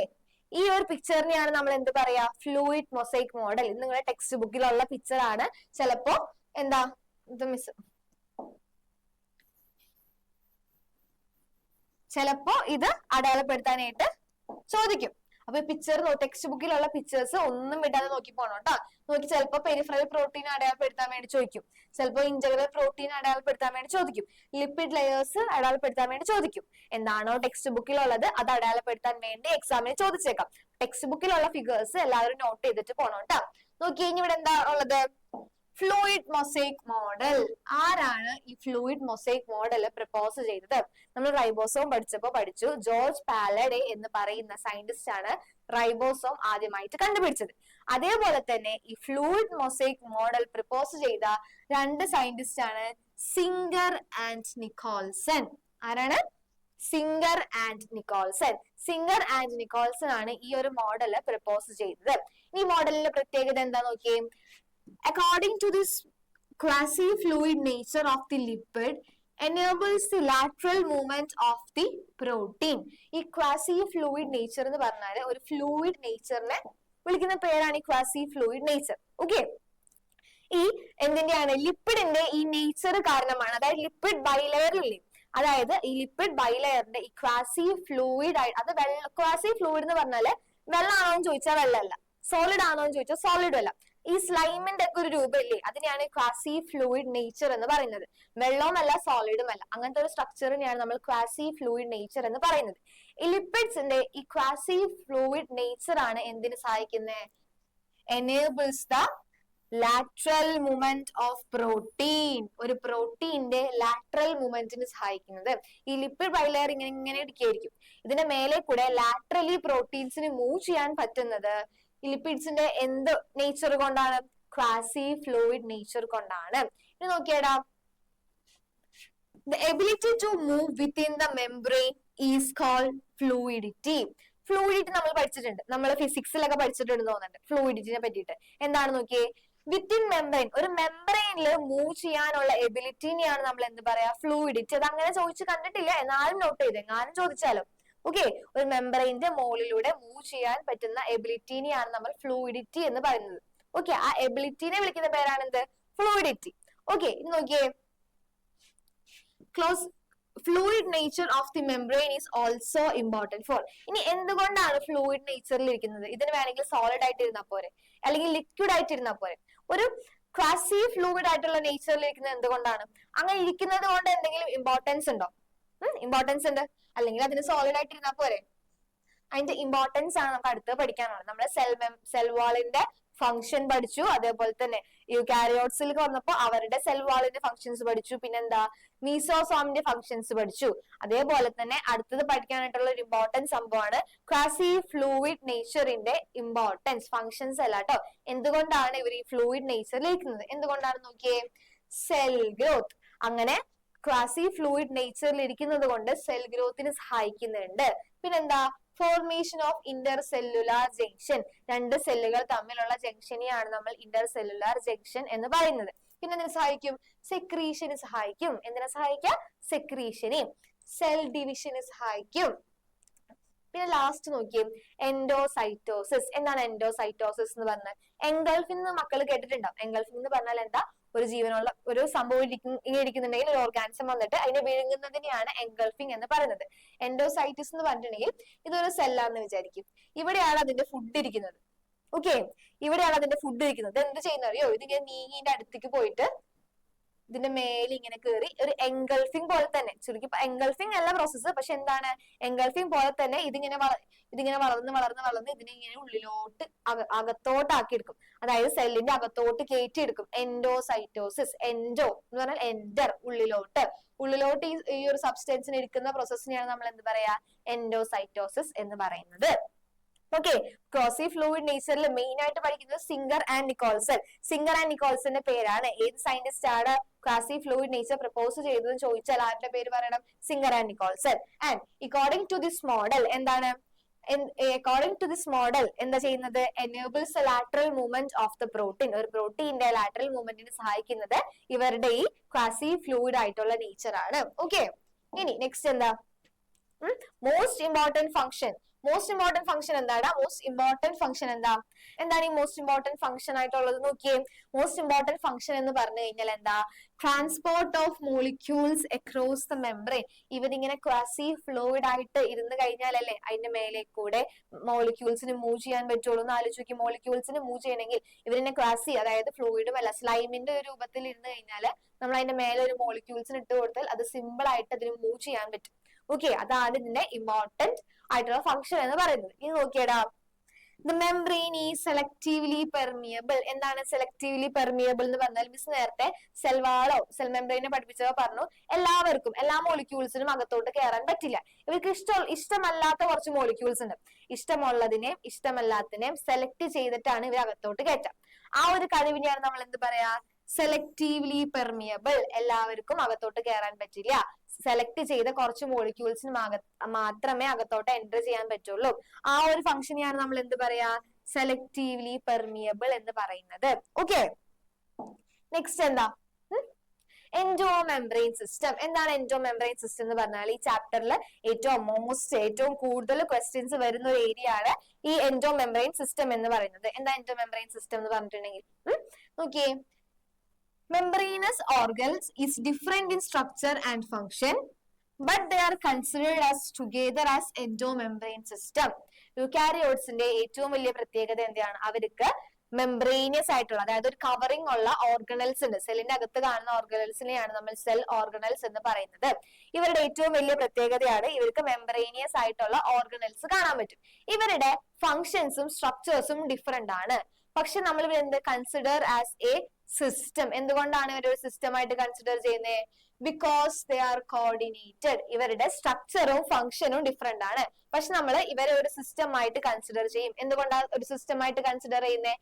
ഇവരുടെ ഫംഗ്ഷൻസ് എല്ലാം കോർഡിനേറ്റഡ് ആണ്. കോർഡിനേറ്റഡ് എന്ന് പറഞ്ഞാൽ എന്താ? ഒരാൾ ഫംഗ്ഷൻ ചെയ്യണമെങ്കിൽ മറ്റൊരാൾ ഫംഗ്ഷൻ ചെയ്താലേ ഇപ്പുറത്ത് കിടക്കുന്ന ഓർഗണലിൽ ഫംഗ്ഷൻ ചെയ്യാൻ പറ്റും. അതിനാണ് കോർഡിനേഷൻ എന്ന് പറയുന്നത്. ഇവരുടെ സ്ട്രക്ചറും ഫംഗ്ഷനും ഡിഫറെന്റ് ആണ്. പക്ഷെ ഇവരെ സിസ്റ്റമായിട്ട് നമ്മൾ കൺസിഡർ ചെയ്യാനുള്ള കാരണം എന്താ? ഇവരുടെ ഫംഗ്ഷൻസ് എല്ലാം കോർഡിനേറ്റഡ് ആണ്. ഇനി ഒരു എൻഡോമെംബ്രെയിൻ സിസ്റ്റത്തിൽ ആരൊക്കെ ഉണ്ടാവും? എൻഡോമെംബ്രെയിൻ സിസ്റ്റത്തിൽ നമുക്ക് 4 പേരെയാണ് കാണാൻ പറ്റും. എത്ര പേരെ കാണാൻ പറ്റും? 4 പേരെ. ആരൊക്കെയാണ് നോക്കിയേ? Endoplasmic reticulum, Golgi apparatus, lysosome, vacuole. ഇത് ഇമ്പോർട്ടന്റ് ആണ്. ഇത് ഇങ്ങനെ തന്നെ ക്വസ്റ്റ്യൻ വരും. The endomembrane system includes. ഒരു എൻഡോമെംബ്രെയിൻ സിസ്റ്റത്തിൽ ആരൊക്കെയാണ് ഉള്ളത്? ആരൊക്കെയാണ്? എൻഡോപ്ലാസ്മിക് റെക്ടിക്കുലം ഉണ്ട്, ഗോൾഗി അപ്പാരറ്റസ് ഉണ്ട്, ലൈസോസോം ഉണ്ട്, വാക്യൂൾ ഉണ്ട്. ഓക്കെ, ഇനി നമുക്ക് ഓരോന്നിനെ പറ്റിയിട്ട് പഠിക്കാം. ആദ്യം നമ്മൾ എന്തിനെ പറ്റിയാ പഠിക്കാൻ പോകുന്നത്? Endoplasmic reticulum. എന്താണ് എൻഡോപ്ലാസ്മിക് റെക്ടിക്കുലം എന്ന് പറഞ്ഞിട്ടുണ്ടെങ്കിൽ? It is A network of reticulum of tiny tubular structure. ഇത് കണ്ടോ? ഇതിനെയാണ് നമ്മൾ എൻഡോപ്ലാസ്മിക് റെക്ടിക്കുലം എന്ന് പറയുന്നത്. ഇതൊരു നെറ്റ്വർക്ക് പോലെ ഇങ്ങനെ കാണും. ഇങ്ങനെ ഒരു നെറ്റ്വർക്ക് പോലെ കാണുന്ന സ്ട്രക്ചറിനെയാണ് നമ്മൾ എൻഡോപ്ലാസ്മിക് റെക്ടിക്കുലം എന്ന് പറയുന്നത്. ഇത് എവിടെയാ കാണാം? ന്യൂക്ലിയസിന്റെ അടുത്താണ് കാണാം. ഓക്കെ, ഇനി എൻഡോപ്ലാസ്മിക് റെക്ടിക്കുലത്തിന് നമ്മൾ 2 ആയിട്ട് ഡിവൈഡ് ചെയ്തിട്ടുണ്ട്. എന്തൊക്കെയായിട്ടാണ് ഡിവൈഡ് ചെയ്തേക്കുന്നത്? Rough endoplasmic reticulum and smooth endoplasmic reticulum. ഇവിടെ നോക്കിയേ, ഈ പിക്ചറിൽ നോക്കിയടാ. നോക്കിയേ, ഈ പിക്ചറിൽ നോക്ക്. ഇവിടെ ചില സ്ഥലത്ത് ഇങ്ങനെ കുറച്ച് ഉണ്ട പോലത്തെ സാധനം കാണാം. ഇതിനെയാണ് നമ്മൾ റൈബോസോം എന്ന് പറയുന്നത്. എന്താ പറയാ? റൈബോസോം. നോക്കിയേ, ഈ റൈബോസോം ഉള്ളതിനെയാണ് നമ്മൾ റഫ് എന്ന് പറയുന്നത്. Rough endoplasmic reticulum. എന്താ പറയാ? Rough endoplasmic reticulum. ഈ റൈബോസോം ഒന്നും ഇല്ലാതെ ഒരു സ്മൂത്ത് ആയിട്ട് കിടക്കുന്ന ഒരു സർഫസിനെയാണ് നമ്മൾ എന്ത് പറയാ? Smooth endoplasmic reticulum. സിമ്പിൾ ആണ്. ഡെഫിനിഷൻ നോക്കിയേ. ഡെഫിനിഷൻ നോക്ക്. റഫ് എൻഡോപ്ലാസ്മിക് റെക്ടിക്കുലം എന്ന് പറഞ്ഞാൽ എന്താ? അതിനകത്ത് റൈബോസോം ഉണ്ടാവും. റഫ് എന്നുള്ള പേരിൽ നിന്ന് തന്നെ നമുക്ക് കിട്ടും. അവരുടെ സർഫേസ് റഫ് ആയിരിക്കും. പിന്നെ റൈബോസോം ഉള്ളത് കൊണ്ട് അവർ എന്തിനെ സിന്തസൈസ് ചെയ്യും? പ്രോട്ടീനെ സിന്തസൈസ് ചെയ്യും. അത്രേ ഉള്ളൂ. ഇനി സ്മൂത്തിലോട്ട് വന്നാൽ ഇമ്പോർട്ടന്റ് ആയിട്ടുള്ള പോയിന്റ് എന്താ? അവരുടെ സർഫസിൽ എന്ത് ആബ്സെന്റ് ആയിരിക്കും? റൈബോസോം ആബ്സെന്റ് ആയിരിക്കും. ഇവര് പ്രോട്ടീനെയാണ് സിന്തസൈസ് ചെയ്യുന്നതെങ്കിൽ സ്മൂത്ത് എൻഡോപ്ലാസ്മിക് റെക്ടിക്കുലം ആരെയാണ് സിന്തസൈസ് ചെയ്യുക? ലിപ്പിഡിനെയാണ് സിന്തസൈസ് ചെയ്യുന്നത്. ഓക്കെ, ഇവര് പ്രോട്ടീനെ സിന്തസൈസ് ചെയ്യും. സ്മൂത്ത് എൻഡോപ്ലാസ്മിക് റെക്ടിക്കുലം ലിപ്പിഡിനെ സിന്തസൈസ് ചെയ്യും. ഓക്കെ, നെക്സ്റ്റ് എൻഡോമെംബ്രെയിൻ സിസ്റ്റത്തിലെ സെക്കൻഡ് പാർട്ടാണ് എന്ത്? ഗോൾഗി അപ്പാരറ്റസ് എന്ന് പറയുന്നത്. ഓക്കെ, ഈ ഒരു സ്ട്രക്ചറിനെ വിളിക്കുന്ന പേരാണ് എന്ത്? Golgi apparatus. എന്താണ് വിളിക്കുക? Golgi apparatus. നോക്കിയേ, ഇത് കണ്ടുപിടിച്ച ആളുടെ പേരാട്ടെ. ഇയാളുടെ പേരെന്താ? കാമീലിയോ ഗോൾഗി. ഇയാളുടെ ഒരു എന്താ ഓർമ്മയ്ക്ക് വേണ്ടിയിട്ടാണ് ഇതിന് ഗോൾഗി അപ്പാരറ്റസ് എന്ന് പേരിട്ടിരിക്കുന്നത്. നോക്കിയേ, ഇയാളുടെ ഒരു ഓർമ്മയ്ക്ക് വേണ്ടിയിട്ടാണ് ഗോൾഗി അപ്പാരറ്റസ് എന്ന് പേരിട്ടിരിക്കുന്നത്. കാമീലിയോ ഗോൾഗി എന്ന് പറയുന്ന സയന്റിസ്റ്റിന്റെ ഒരു മെമ്മറിക്ക് വേണ്ടിയിട്ടാണ് ഗോൾഗി അപ്പാരറ്റസ് എന്നുള്ള പേര് വെച്ചിരിക്കുന്നത്. നോക്കിയേടാ, it consist of many flat disc shaped sacs. ഈ ഒരു സ്ട്രക്ചറിലോട്ട് നോക്കിയേ, ഡിസ്ക് ഷേപ്പ് എന്ന് പറഞ്ഞാൽ ഇത് ഇങ്ങനെ ഇരിക്കും. ഇതിനെയാണ് നമ്മൾ ഡിസ്ക് ഷേപ്പ് എന്ന് പറയുന്നത്. നോക്കിയേ, ഡിസ്ക് ഷേപ്പ് ആയിട്ടുള്ള ഒരു സാക്ക് എന്ന് പറഞ്ഞാൽ സഞ്ചിയല്ല, അതൊരു സാക്ക് പോലത്തെ ഒരു സ്ട്രക്ചർ ആണ്. ഒന്നെങ്കിൽ ഫ്ലാറ്റ് ആയിരിക്കും, ഫ്ലാറ്റ് എന്ന് പറഞ്ഞാൽ ഇങ്ങനെ, ഒന്നെങ്കിൽ ഫ്ലാറ്റ് ആയിരിക്കും, അല്ലെങ്കിൽ ഇങ്ങനെ ഡിസ്ക് പോലെ ഇരിക്കുന്ന സ്ട്രക്ചർ ആയിരിക്കും ആർക്ക് ഉണ്ടാവുക? ഗോൾഗി അപ്പാരറ്റസിന് ഉണ്ടാവും. ഇനി നോക്കിയേ, it is arranged near nucleus. ന്യൂക്ലിയസിന്റെ അടുത്താണ് ആരെ കാണുക? ഗോൾഗി അപ്പാരറ്റസിനെ കാണുന്നത്. എന്താണ്? അതിനൊരു കോൺവെക്സ് സൈഡും ഉണ്ടാവും, പിന്നെ എന്തുണ്ടാവും? ഒരു കോൺകേവ് സൈഡും ഉണ്ടാവും. നിങ്ങൾ കോൺവെക്സ് മിററും കോൺകേവ് മിററും ഫിസിക്സിൽ പഠിക്കുന്നുണ്ട്. അതേപോലെ തന്നെയാണ് ഇതും. നോക്കിയേ, ഇവിടെ അടയാളപ്പെടുത്തിയിട്ടുണ്ട്. ഈ ഒരു ഇങ്ങനെ കുഴിഞ്ഞിരിക്കുന്ന ഭാഗത്തിന് നമ്മൾ എന്ത് പറയും? സിസ് ഫേസ് എന്ന് പറയുന്നത്. എന്ത് പറയുന്നത്? സിസ് ഫേസ് അല്ലെങ്കിൽ കോൺവെക്സ് ഫേസ് എന്ന് പറയുന്നത്. ഇനി ഇങ്ങനെ ഇരിക്കുന്നതിന് നമ്മൾ എന്ത് പറയും? ട്രാൻസ് ഫേസ് എന്ന് നമ്മൾ പറയാ. ട്രാൻസ് ഫേസ് എന്ന് പറയും. ഇത്രയും പഠിച്ചാൽ മതി. It is consist of flats ആയിട്ട് കാണാൻ പറ്റും, ഡിസ്ക് ഷേപ്പ് ആയിട്ട് കാണാൻ പറ്റും. ഇനി അത് തന്നെ നമുക്ക് രണ്ടായിട്ട് ഡിവൈഡ് ചെയ്യാം. ഒന്ന് കോൺവെക്സ് ആയിട്ട് കാണാൻ പറ്റും, അല്ലെങ്കിൽ സിസ് ഷേപ്പ് എന്ന് പറയും, അല്ലെങ്കിൽ കോൺകേവ് ഷേപ്പിൽ കാണാൻ പറ്റും, അല്ലെങ്കിൽ കോൺകേവിനെ പറയുന്ന മറ്റൊരു പേരാണ് ട്രാൻസ് ഷേപ്പ്. ഓക്കെ, ഇനി അവരുടെ ഫംഗ്ഷൻ എന്താ? Packing of material. നമ്മൾ ഇവിടെ എൻഡോപ്ലാസ്മിക് റെറ്റിക്കുലം പഠിച്ചപ്പോ അതിന്റെ ഫംഗ്ഷൻ പഠിച്ചു. റഫ് എൻഡോപ്ലാസ്മിക് റെറ്റിക്കുലം ആണെങ്കിൽ പ്രോട്ടീൻസ് ഉണ്ടാക്കും, സ്മൂത്ത് ആണെങ്കിൽ ലിപ്പിഡ്സ് ഉണ്ടാക്കും. അതേപോലെ തന്നെ ഗോൾഗി അപ്പാരറ്റസിന്റെ ഫംഗ്ഷൻ എന്താണ്? പാക്കിംഗ് ഓഫ് മെറ്റീരിയൽസിനെ പാക്ക് ചെയ്ത് പുറത്തെടുക്കാം. ഓക്കെ, ഗോൾഗി ഇത് നോക്ക്, ഇവിടെ നിന്ന് ഒരു മെറ്റീരിയൽ ഇങ്ങനെ വരും, ഇങ്ങനെ പാക്ക് ചെയ്ത് പുറത്തേക്ക് സൂപ്പർ ആയിട്ട് ഇറങ്ങും. അങ്ങനെയാണ് ഗോൾഗി അപ്പാരറ്റസ് പാക്ക് ചെയ്യുന്നത്. Packing of material. പിന്നെന്താ? Important site for formation of glycoproteins ഉണ്ടാവുന്ന ഇമ്പോർട്ടന്റ് ആയിട്ടുള്ള സ്ഥലമാണ് എന്ത്? ഗോൾഗി അപ്പാരറ്റസ് എന്ന് പറയുന്നത്. Next, vacuole. എന്താണ് വാക്യൂൾ എന്ന് പറഞ്ഞിട്ടുണ്ടെങ്കിൽ? ഇതൊരു മെംബ്രെയിൻ ബൗണ്ടഡ് ആണ്, സ്പേസ് ഫൗണ്ട് ഇൻ സൈറ്റോപ്ലാസം. സൈറ്റോപ്ലാസത്തിൽ കാണുന്ന മെംബ്രെയിൻ ബൗണ്ടഡ് ആയിട്ടുള്ള ഒരു സ്പേസ് അല്ലെങ്കിൽ ഒരു ഓർഗണലിനെ പറയുന്ന പേരാണ് വാക്യൂൾ എന്ന്. സൈറ്റോപ്ലാസത്തിൽ കാണുന്ന ഒരു മെംബ്രെയിൻ ബൗണ്ട് സ്പേസിനെയാണ് നമ്മൾ എന്ത് പറയാ? വാക്യൂൾ എന്ന് പറയാ. ഈ വാക്യൂളിന്റെ ഫംഗ്ഷൻസ് ഇമ്പോർട്ടന്റ് ആണ്. എന്തൊക്കെയാണ്? ഇത് എന്തിനൊക്കെ സ്റ്റോർ ചെയ്യും? വാട്ടറിനെ സ്റ്റോർ ചെയ്യും, സ്നാപ്പ് സ്റ്റോർ ചെയ്യും, എക്സ്ക്രീറ്ററി പ്രോഡക്ട്സ് സ്റ്റോർ ചെയ്യും. പിന്നെ ഒരു സെല്ലിന് എന്തൊക്കെയാണോ വേണ്ടാത്ത മെറ്റീരിയൽസ് ഒക്കെ സ്റ്റോർ ചെയ്യുന്നത് ആരായിരിക്കും? വാക്യൂൾ ആയിരിക്കും. നോക്കിയേ, the materials not useful for the cell. ശരിക്കും ആ വാക്യൂളിന്റെ ഫംഗ്ഷൻ എന്താ? സ്റ്റോറേജ് ആണ്. എന്തൊക്കെയാണ് സ്റ്റോർ ചെയ്യാം? വാട്ടർ, സ്നാപ്പ്, അതേപോലെ തന്നെ എക്സ്ക്രീറ്ററി വേസ്റ്റ് ആയിട്ടുള്ള എക്സ്ക്രീറ്ററി പ്രോഡക്ട്സ്. എക്സ്ട്രീംലി പോയി കഴിഞ്ഞാൽ എന്താ? ഒരു സെല്ലിന് എന്തൊക്കെയാണോ വേണ്ടാത്ത സാധനങ്ങള്, ആ വേണ്ടാത്ത സാധനങ്ങളൊക്കെ സ്റ്റോർ ചെയ്യുന്ന ഒരു മെംബ്രെയിൻ ബൗണ്ട് ആയിട്ടുള്ള സ്പേസിനെ വിളിക്കുന്ന പേരാണ് എന്ത്? വാക്യൂൾ എന്ന്. ഇനി നെക്സ്റ്റ് എന്താ? ലൈസോസം. എന്താണ് ലൈസോസം എന്ന് പറഞ്ഞാല്? ഇവരും എന്ത് തന്നെയാണ്? മെംബ്രെയിൻ ബൗണ്ട് ആണ്. എന്ത് തന്നെയാണ്? മെംബ്രെയിൻ ബൗണ്ട് ആണ്. പക്ഷെ ഈ വാക്യൂൾസ് എന്ന് പറയുന്നത് ഒരു വെസിക്കുലാർ സ്ട്രക്ചർ ആണ്. എന്താണ്? Vesicular structure. മിസ് ഇവിടെ പറഞ്ഞില്ലേ, ഇതിന്ന് പാക്കിംഗ് കഴിഞ്ഞിട്ട് ഒരു സാധനം പുറത്തോട്ട് വരുന്നത്. മിസ് പറഞ്ഞു ഇവരുടെ പാക്കിംഗ് ഓഫ് മെറ്റീരിയൽസ് ആണ്. ഒരു മെറ്റീരിയലിനെ പാക്ക് ചെയ്തിട്ട് ഇവര് ഇവിടേക്ക് എത്തുമ്പോഴത്തേക്കും ഒരു പുതിയ സാധനം ആയിട്ടുണ്ടാവും. ആ സാധനമാണ് എന്ത് പറയുന്നത്? ലൈസോസോം എന്ന് പറയുന്നത്. കണ്ടോ? നോക്കിയേ, vesicle structures formed by process of packing in the Golgi apparatus. Golgi അപ്പാരറ്റസിൽ പാക്കിംഗ് കഴിയുമ്പോൾ ഉണ്ടാവുന്ന ഒരു വെസിക്കുലാർ ടൈപ്പ് സ്ട്രക്ചറിനെയാണ് നമ്മൾ എന്ത് പറയുന്നത്? ലൈസോസോം എന്ന് പറയുന്നത്. എന്ത് പറയുന്നത്? ലൈസോസോം എന്ന് പറയുന്നത്. ഓക്കെ, ഇനി നെക്സ്റ്റ് എന്താ? Mitochondria, the most important thing. Mitochondria എന്ന് ക്വസ്റ്റ്യൻസ് ഇല്ലാത്ത പേപ്പർ ഇല്ല. മൈറ്റോകോൺട്രിയ ഇമ്പോർട്ടന്റ് ആണ്. ഇത് നിങ്ങൾ കുഞ്ഞിലെ തൊട്ട് കേൾക്കുന്ന കാര്യമാണ്. Power house of cell. എന്താണ് പവർ ഹൗസ് ഓഫ് സെൽ എന്ന് പറയുന്നത്? മൈറ്റോകോൺട്രിയനെയാണ് നമ്മൾ പവർ ഹൗസ് ഓഫ് സെൽ എന്ന് പറയുന്നത്. എന്തുകൊണ്ടാണ് നമ്മൾ പവർ ഹൗസ് ഓഫ് സെൽ എന്ന് പറയുന്നത്? Cellular energy in the form of ATP. Most of ATP production നടക്കുന്നത് മൈറ്റോകോൺട്രിയയിലാണ്. അതുകൊണ്ടാണ് നമ്മൾ പവർ ഹൗസ് ഓഫ് സെൽ എന്ന് മൈറ്റോകോൺട്രിയനെ പറയുന്നത്. നെക്സ്റ്റ് പോയിന്റ് എന്താ? Site of aerobic respiration. അതാണ് മിസ് പറഞ്ഞത്. എയറോബിക് റെസ്പിറേഷൻ നടക്കുന്നത് മൈറ്റോകോൺട്രിയയിലാണ്. ആൻഡ് മൈറ്റോകോൺട്രിയ വെച്ചിട്ടാണ് ഏറ്റവും കൂടുതൽ ATP പ്രൊഡക്ഷൻ നടക്കുന്നത്. അതുകൊണ്ടാണ് നമ്മൾ അവരെ പവർ ഹൗസ് ഓഫ് സെൽ എന്ന് പറയുന്നത്. ഇനി നെക്സ്റ്റ് എന്താ? Inner membrane forms a numerous infoldings. അതായത് നോക്കിയേ, ഇതിനെയാണ് ഇൻഫോൾഡിങ്സ് എന്ന് പറയുന്നത്. എന്താ പറയാ? ഇൻഫോൾഡിങ്സ്. ഈ ഇവർക്കൊരു ഔട്ടർ മെംബ്രെയിനും ഉണ്ടാവും.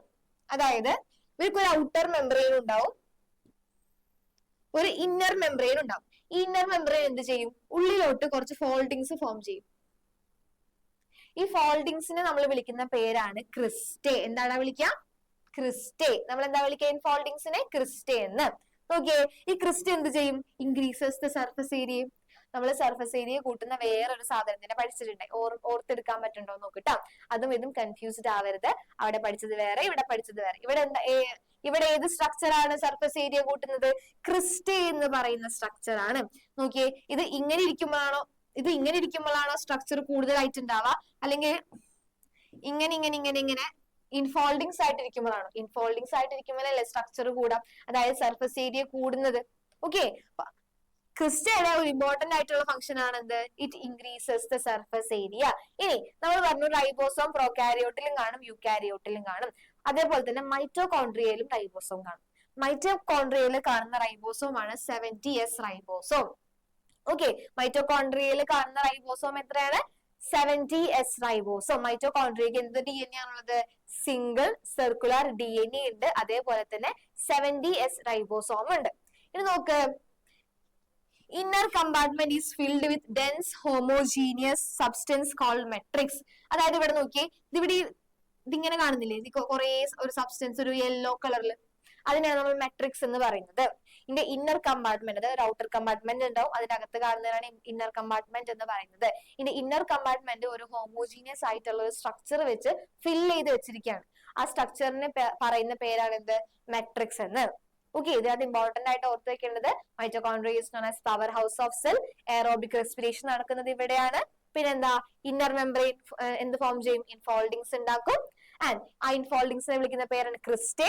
ക്രിസ്റ്റേ will increases the surface area. ഇനി ഉള്ളിൽ കാണുന്ന ഇന്നർ കമ്പാർട്ട്മെന്റിൽ കാണുന്ന ഡെൻസ് ആയിട്ടുള്ള മെറ്റീരിയലിനെ പറയുന്ന പേരാണ് മെട്രിക്സ് എന്ന്. ഇനി നെക്സ്റ്റ് ടോപ്പിക് എന്താ പഠിക്കാനുള്ളത്?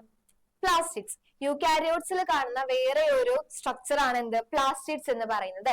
ഈ പ്ലാസ്റ്റിഡ്സിനെ നമുക്ക് 3 രൂപത്തിൽ കാണാൻ പറ്റും. എന്തൊക്കെയായിട്ടാ? Chromoplast, chloroplast, leucoplast. ഇതിനകത്ത് നിങ്ങൾക്ക് പഠിക്കാനുള്ളത് എക്സാമിന് ഷുവർ ആയിട്ടും ചോദിക്കുന്ന ഏരിയ ആണ് ഈ ലൂക്കോപ്ലാസ്റ്റിന്റെ ഇമ്പോർട്ടൻസ്. ഇതിന്റെ ഇമ്പോർട്ടൻസ് ആണ് ഈ ലൂക്കോപ്ലാസ്റ്റിന്റെ ഇമ്പോർട്ടൻസ്. നോക്കിയേ, ഇവരുടെ ഫസ്റ്റ്, ഇവർക്ക് വല്ല കളർ ഉണ്ടോ? ഇതാണ് ലൂക്കോപ്ലാസ്റ്റ് എന്ന് പറയുന്നത്. ഇവർക്ക് വല്ല കളർ ഉണ്ടോ? കളർലെസ് ആണ്. ആൻഡ് ലൂക്കോപ്ലാസ്റ്റിനെ നമുക്ക് എഗൈൻ 3 ആയിട്ട് ഡിവൈഡ് ചെയ്യാം. എന്തൊക്കെയായിട്ട് ഡിവൈഡ് ചെയ്യാം? അമൈലോപ്ലാസ്റ്റ്. അമൈലോപ്ലാസ്റ്റ് എന്തിന്റെ സ്റ്റോർ ആണ്? Starch and carbohydrates. സ്റ്റാർച്ചിനെയും കാർബോഹൈഡ്രേറ്റിനെയും സ്റ്റോർ ചെയ്യുന്ന ഒരു ഫോം ആണ് അമൈലോപ്ലാസ്റ്റ് എന്ന് പറയുന്നത്. അല്യൂറോപ്ലാസ്റ്റ് എന്ന് പറഞ്ഞാൽ എന്താ? പ്രോട്ടീൻ എന്നാണ് അല്യൂറോ എന്ന് പറയുന്നത് അർത്ഥം. ഇത്ര ഓർത്ത് വെച്ചാൽ മതി. അല്യൂറോപ്ലാസ്റ്റ് എന്ന് പറയുന്നത് എന്താ? പ്രോട്ടീൻസിനെ സ്റ്റോർ ചെയ്യുന്ന ബോഡിയാണ്. ഇനി എന്താണ് ഇലയോപ്ലാസ്റ്റ് എന്ന് പറഞ്ഞിട്ടുണ്ടെങ്കിൽ അതെന്തിനാ സ്റ്റോർ ചെയ്യുക? ഓയിലിനെയും ഫാറ്റിനെയും. ഇത്രയും പഠിക്കുക. ലൂക്കോപ്ലാസ്റ്റ് എന്ന് പറയുന്നത് കളർലെസ് പ്ലാസ്റ്റിഡ്സ് ആണ്. ആൻഡ് അമൈലോപ്ലാസ്റ്റ് സ്റ്റാർച്ചിനെയും കാർബോഹൈഡ്രേറ്റിനെയും സ്റ്റോർ ചെയ്യും. അല്യൂറോപ്ലാസ്റ്റ് പ്രോട്ടീനെ സ്റ്റോർ ചെയ്യും. ഇലയോപ്ലാസ്റ്റ് എന്ന് പറയുന്നത് ഓയിലിനെയും ഫാറ്റിനെയും സ്റ്റോർ ചെയ്യും. ഓക്കെ, ഇനി നെക്സ്റ്റ്, അതിനകത്ത് ലൂക്കോപ്ലാസ്റ്റ് നമുക്ക് അത്രയും പഠിക്കാനുള്ളൂ. ക്ലോറോപ്ലാസ്റ്റിനെ കുറച്ചും കൂടി ഡീറ്റെയിൽ ആയിട്ട് നമുക്ക് നോക്കാനുണ്ട്. ഇതും എന്ത് തന്നെയാണ്? ഡബിൾ മെംബ്രെയിൻ ഓർഗണൽ ആണ്. ഇതിനും എന്തുണ്ട്? 2 മെംബ്രെയിൻ ഉണ്ട്. അതായത് ഒരു ഔട്ടർ മെംബ്രെയിനും ഉണ്ടാവും, അതേപോലെ തന്നെ ഒരു ഇന്നർ മെംബ്രെയിനും ഉണ്ടാവും. ഇനി നോക്കിയേ, ഈ ഫ്ലാറ്റ് ആയിട്ടുള്ള മെംബ്രെയിനെ വിളിക്കുന്ന പേര്, ഒരു സാക്ക് ഉണ്ടാവും. അതായത് ഈ ഒരൊറ്റ സാക്കില്ലേ, ഈ ഒരൊറ്റ ഒരെണ്ണത്തിനെ വിളിക്കുന്ന പേരെന്താണ്? തൈലക്കോയിഡ്. ഇനി തൈലക്കോയിഡിനെ അടക്കി വെച്ച് നമ്മൾ എന്ത് വിളിക്കും? ഇങ്ങനെ അടക്കി വെച്ചത് ഈ ഒരു സ്ട്രക്ചറിന് നമ്മൾ എന്ത് വിളിക്കും? ഗ്രാന. അതായത് ഒരേ ഒരു സാക്കിനെ വിളിക്കുന്ന പേരാണ് തൈലക്കോയിഡ്. അടക്കി വെച്ച് കഴിഞ്ഞാൽ ആ ഒരു അടക്കി വെച്ച സ്ട്രക്ചറിനെ വിളിക്കുന്ന പേരാണ് ഗ്രാന എന്ന്. ഇനി chlorophyll pigments are located in the thylakoid. ഈ തൈലക്കോയിഡിലാണ് ആരുണ്ടാവുക? ക്ലോറോഫിൽ പിഗ്മെന്റ് ഉണ്ടാവുക. നമുക്കറിയാം ചെടികളിൽ കാണുന്ന പിഗ്മെന്റ് ആണ് എന്ത്? ക്ലോറോഫിൽ എന്ന് പറയുന്നത്. ഓക്കെ, തൈലക്കോയിഡിലാണ് ആരെ കാണാൻ പറ്റുക? ക്ലോറോഫിലിനെ കാണാൻ പറ്റുക. ഇനി നോക്കിയേ, connecting the thylakoid of different grana. ഇവിടെ നോക്കിയേ, ഇപ്പൊ ഇവർ തമ്മിൽ ഈ ഒരു കണക്ഷൻ ഇല്ലേ, ഈ കണക്ഷനെ വിളിക്കുന്ന പേരാണ് എന്ത്? സ്ട്രോമ ലാമില്ലേ. ഇപ്പൊ രണ്ട് ഡിഫറെന്റ് ഗ്രാനാസ് തമ്മിൽ കണക്ട് ചെയ്യുന്നത് ആരാന്ന് ചോദിച്ചു കഴിഞ്ഞാൽ ആരായിരിക്കും? സ്ട്രോമ ലാമില്ലേ എന്ന് പറയുന്ന സ്ട്രക്ചർ ആണ്. ഓക്കെ, ഇനി എന്താണ് സൈറ്റോസ്കെലറ്റൻ? യൂക്കാരിയോട്സിൽ കാണുന്ന വേറെ ഒരു സ്ട്രക്ചർ ആണ് എന്ത്? സൈറ്റോസ്കെലറ്റൻ എന്ന് പറയുന്നത്. നോക്കിയേ, ഇവരും എന്ത് തന്നെയാണ്? An elaborated network of filament. Filamentous എന്ന് പറയുന്നത് എന്താ? ഇങ്ങനെ ഒരു ഇലാബറേറ്റ് ആയിട്ടുള്ള നെറ്റ്വർക്ക് ആണ്. ഈ ഒരു നെറ്റ്വർക്ക് ആണ് ഇവർ ഫോം ചെയ്യുക. ഓക്കെ, ഇവരെങ്ങനെയൊക്കെ കാണാൻ പറ്റും? നമ്മൾ വേറൊരു സംഭവത്തിൽ പഠിച്ചു, ഇവര് 3 രീതിയിൽ കാണാൻ പറ്റുന്ന പഠിച്ചു. അതേപോലെ തന്നെ സൈറ്റോസ്കെലറ്റൻ ഓർക്കാൻ പറ്റുന്നുണ്ടോ നോക്കിട്ട് നമ്മൾ പ്രോകാരിയോട്സിന്റെ തുടക്കത്തില്, ചാപ്റ്ററിന്റെ തുടക്കത്തില് ഇതേപോലെ തന്നെ 3 രീതിയിൽ കാണാൻ പറ്റും. വെസിക്കിൾസ്, ലാമില്ലേ, അങ്ങനെ സംഭവം പഠിച്ചില്ലേ? അതേപോലെ തന്നെയാണ് സൈറ്റോസ്കെലറ്റൻ നമുക്ക് 3 രീതിയിൽ കാണാൻ പറ്റും. എങ്ങനെയൊക്കെയാണ്? മൈക്രോട്യൂബ്യൂൾസ് ആയിട്ട് കാണാം, മൈക്രോ ഫിലമെന്റസ് ആയിട്ട് കാണാം, അല്ലെങ്കിൽ ഇന്റർമീഡിയറ്റ് ഫിലമെന്റസ് ആയിട്ട് കാണാം. ഈ 3 രീതിയിലാണ് നമുക്ക് സൈറ്റോസ്കെലറ്റനെ കാണാൻ പറ്റും. ഇവരുടെ ഫംഗ്ഷൻസും ഇമ്പോർട്ടന്റ് ആണ്. എന്തൊക്കെയാണ് ഇവരുടെ ഫംഗ്ഷൻസ്? മെക്കാനിക്കൽ സപ്പോർട്ട് കൊടുക്കും, മോട്ടിലിറ്റി, അതായത് ഒരു സ്ഥലത്ത് നിന്ന് വേറൊരു സ്ഥലത്തോട്ട് മൂവ് ചെയ്ത് പോകാനുള്ള ഹെൽപ്പ് ചെയ്ത് കൊടുക്കും. പിന്നെന്താ? ഒരു സെല്ലിന്റെ ഷേപ്പ് മെയിൻറ്റെയിൻ ചെയ്യാനായിട്ട് ഈ സൈറ്റോസ്കെലറ്റൻ സഹായിക്കും. പിന്നെന്താ? ഈ മൈക്രോട്യൂബ്യൂൾസ്, ഇത് ഇമ്പോർട്ടന്റ് ആണ്. ഈ മൈക്രോട്യൂബ്യൂൾസ് നമുക്ക് പിന്നെ വേറെ 4 രൂപത്തിൽ കാണാൻ പറ്റും. എങ്ങനെയൊക്കെയാണ്? സീലി ആയിട്ട് കാണാൻ പറ്റും, ഫ്ലജല്ലയുടെ രൂപത്തിൽ കാണാൻ പറ്റും, സെൻട്രിയോളിന്റെ രൂപത്തിൽ കാണാൻ പറ്റും, ഫൈബറിന്റെ രൂപത്തിൽ കാണാൻ പറ്റും. ഇത് എക്സാമിന് ചോദിച്ചിട്ടുണ്ട്. മൈക്രോട്യൂബ്യൂൾസിന്റെ ഡിഫറെന്റ് ഫോംസ് ഏതൊക്കെയാണ്? മൈക്രോട്യൂബ്യൂൾസിൽ നമുക്ക് സീലി ആയിട്ട് കാണാം, ഫ്ലജല്ലി ആയിട്ട് കാണാം, സെൻട്രിയോൾ ആയിട്ട് കാണാം, ഫൈബർ ആയിട്ട് കാണാം. ഇനി എന്താണ് സെൻട്രോസോം എന്ന് പറഞ്ഞിട്ടുണ്ടെങ്കിൽ, ഇത് നിങ്ങള് cell division, cell cycle and cell division എന്ന ചാപ്റ്ററിൽ സ്റ്റാർട്ടിങ്ങിൽ പഠിക്കുന്ന സാധനമാണ് സെൻട്രോസോം. ഇതെന്ത്?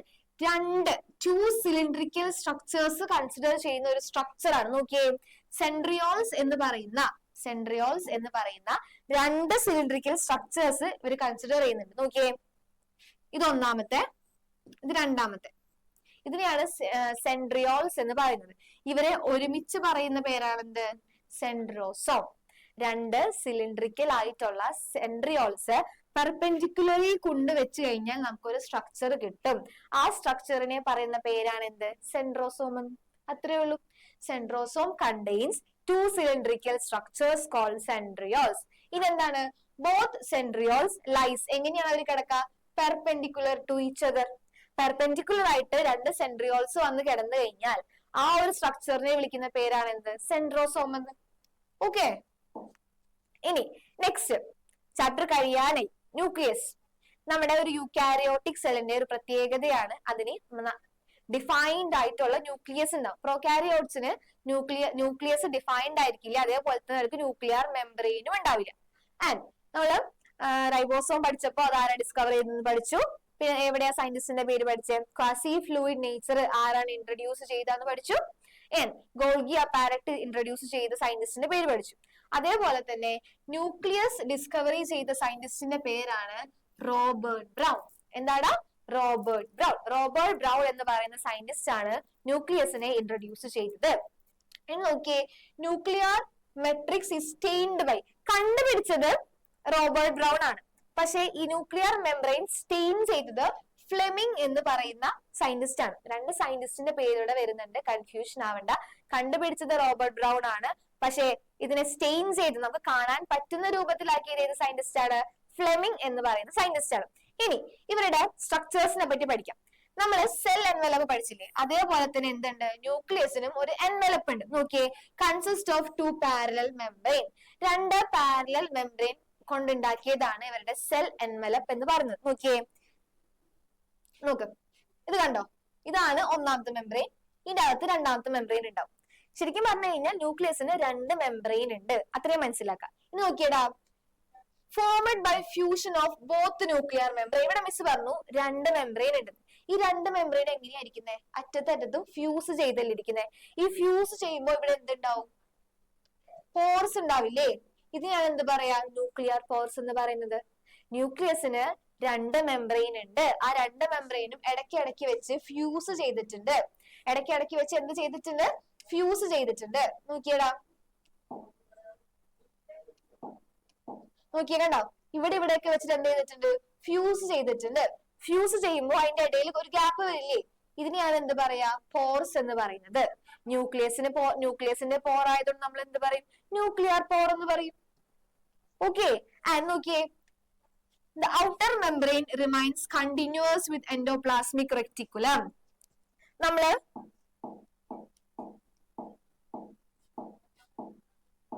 ഓക്കെ, ഇത് പറഞ്ഞപ്പോ മിസ് പറഞ്ഞു ന്യൂക്ലിയസിന്റെ അടുത്താണ് എൻഡോപ്ലാസ്മിക് റെക്ടിക്കുലം കാണുന്നത്. എന്തുകൊണ്ടാ, ഈ ന്യൂക്ലിയസിന്റെ ഔട്ടർ മെമ്പറിൻ എങ്ങനെയാണ് കണ്ടിന്യൂസ് ആയിട്ട് എന്തായിട്ട് മാറും, ഇങ്ങനെ കണ്ടിന്യൂസ് ആയി വന്ന് വന്ന് ഇതൊരു എൻഡോപ്ലാസ്മിക് റെക്ടിക്കുലം ആയിട്ട് മാറും. അതാണ് അവിടെ പറയുന്ന sentence. Okay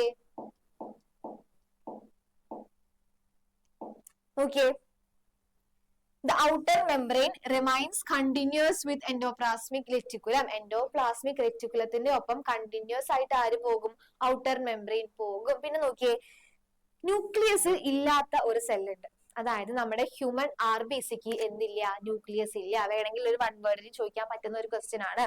cell which lack nucleus. എല്ലാ സെല്ലിലും ന്യൂക്ലിയസ് ഉണ്ടെന്നാണ് നമ്മൾ പഠിച്ചിരിക്കുന്നത്. പക്ഷേ ന്യൂക്ലിയസ് ഇല്ലാത്ത ഒരു സെല്ലുണ്ട്, അതേത് സെല്ലാ, ഹ്യൂമൻ RBC. ഹ്യൂമൻ RBCയിൽ എന്ത് കാണാൻ പറ്റില്ല, ന്യൂക്ലിയസ് കാണാൻ പറ്റില്ല.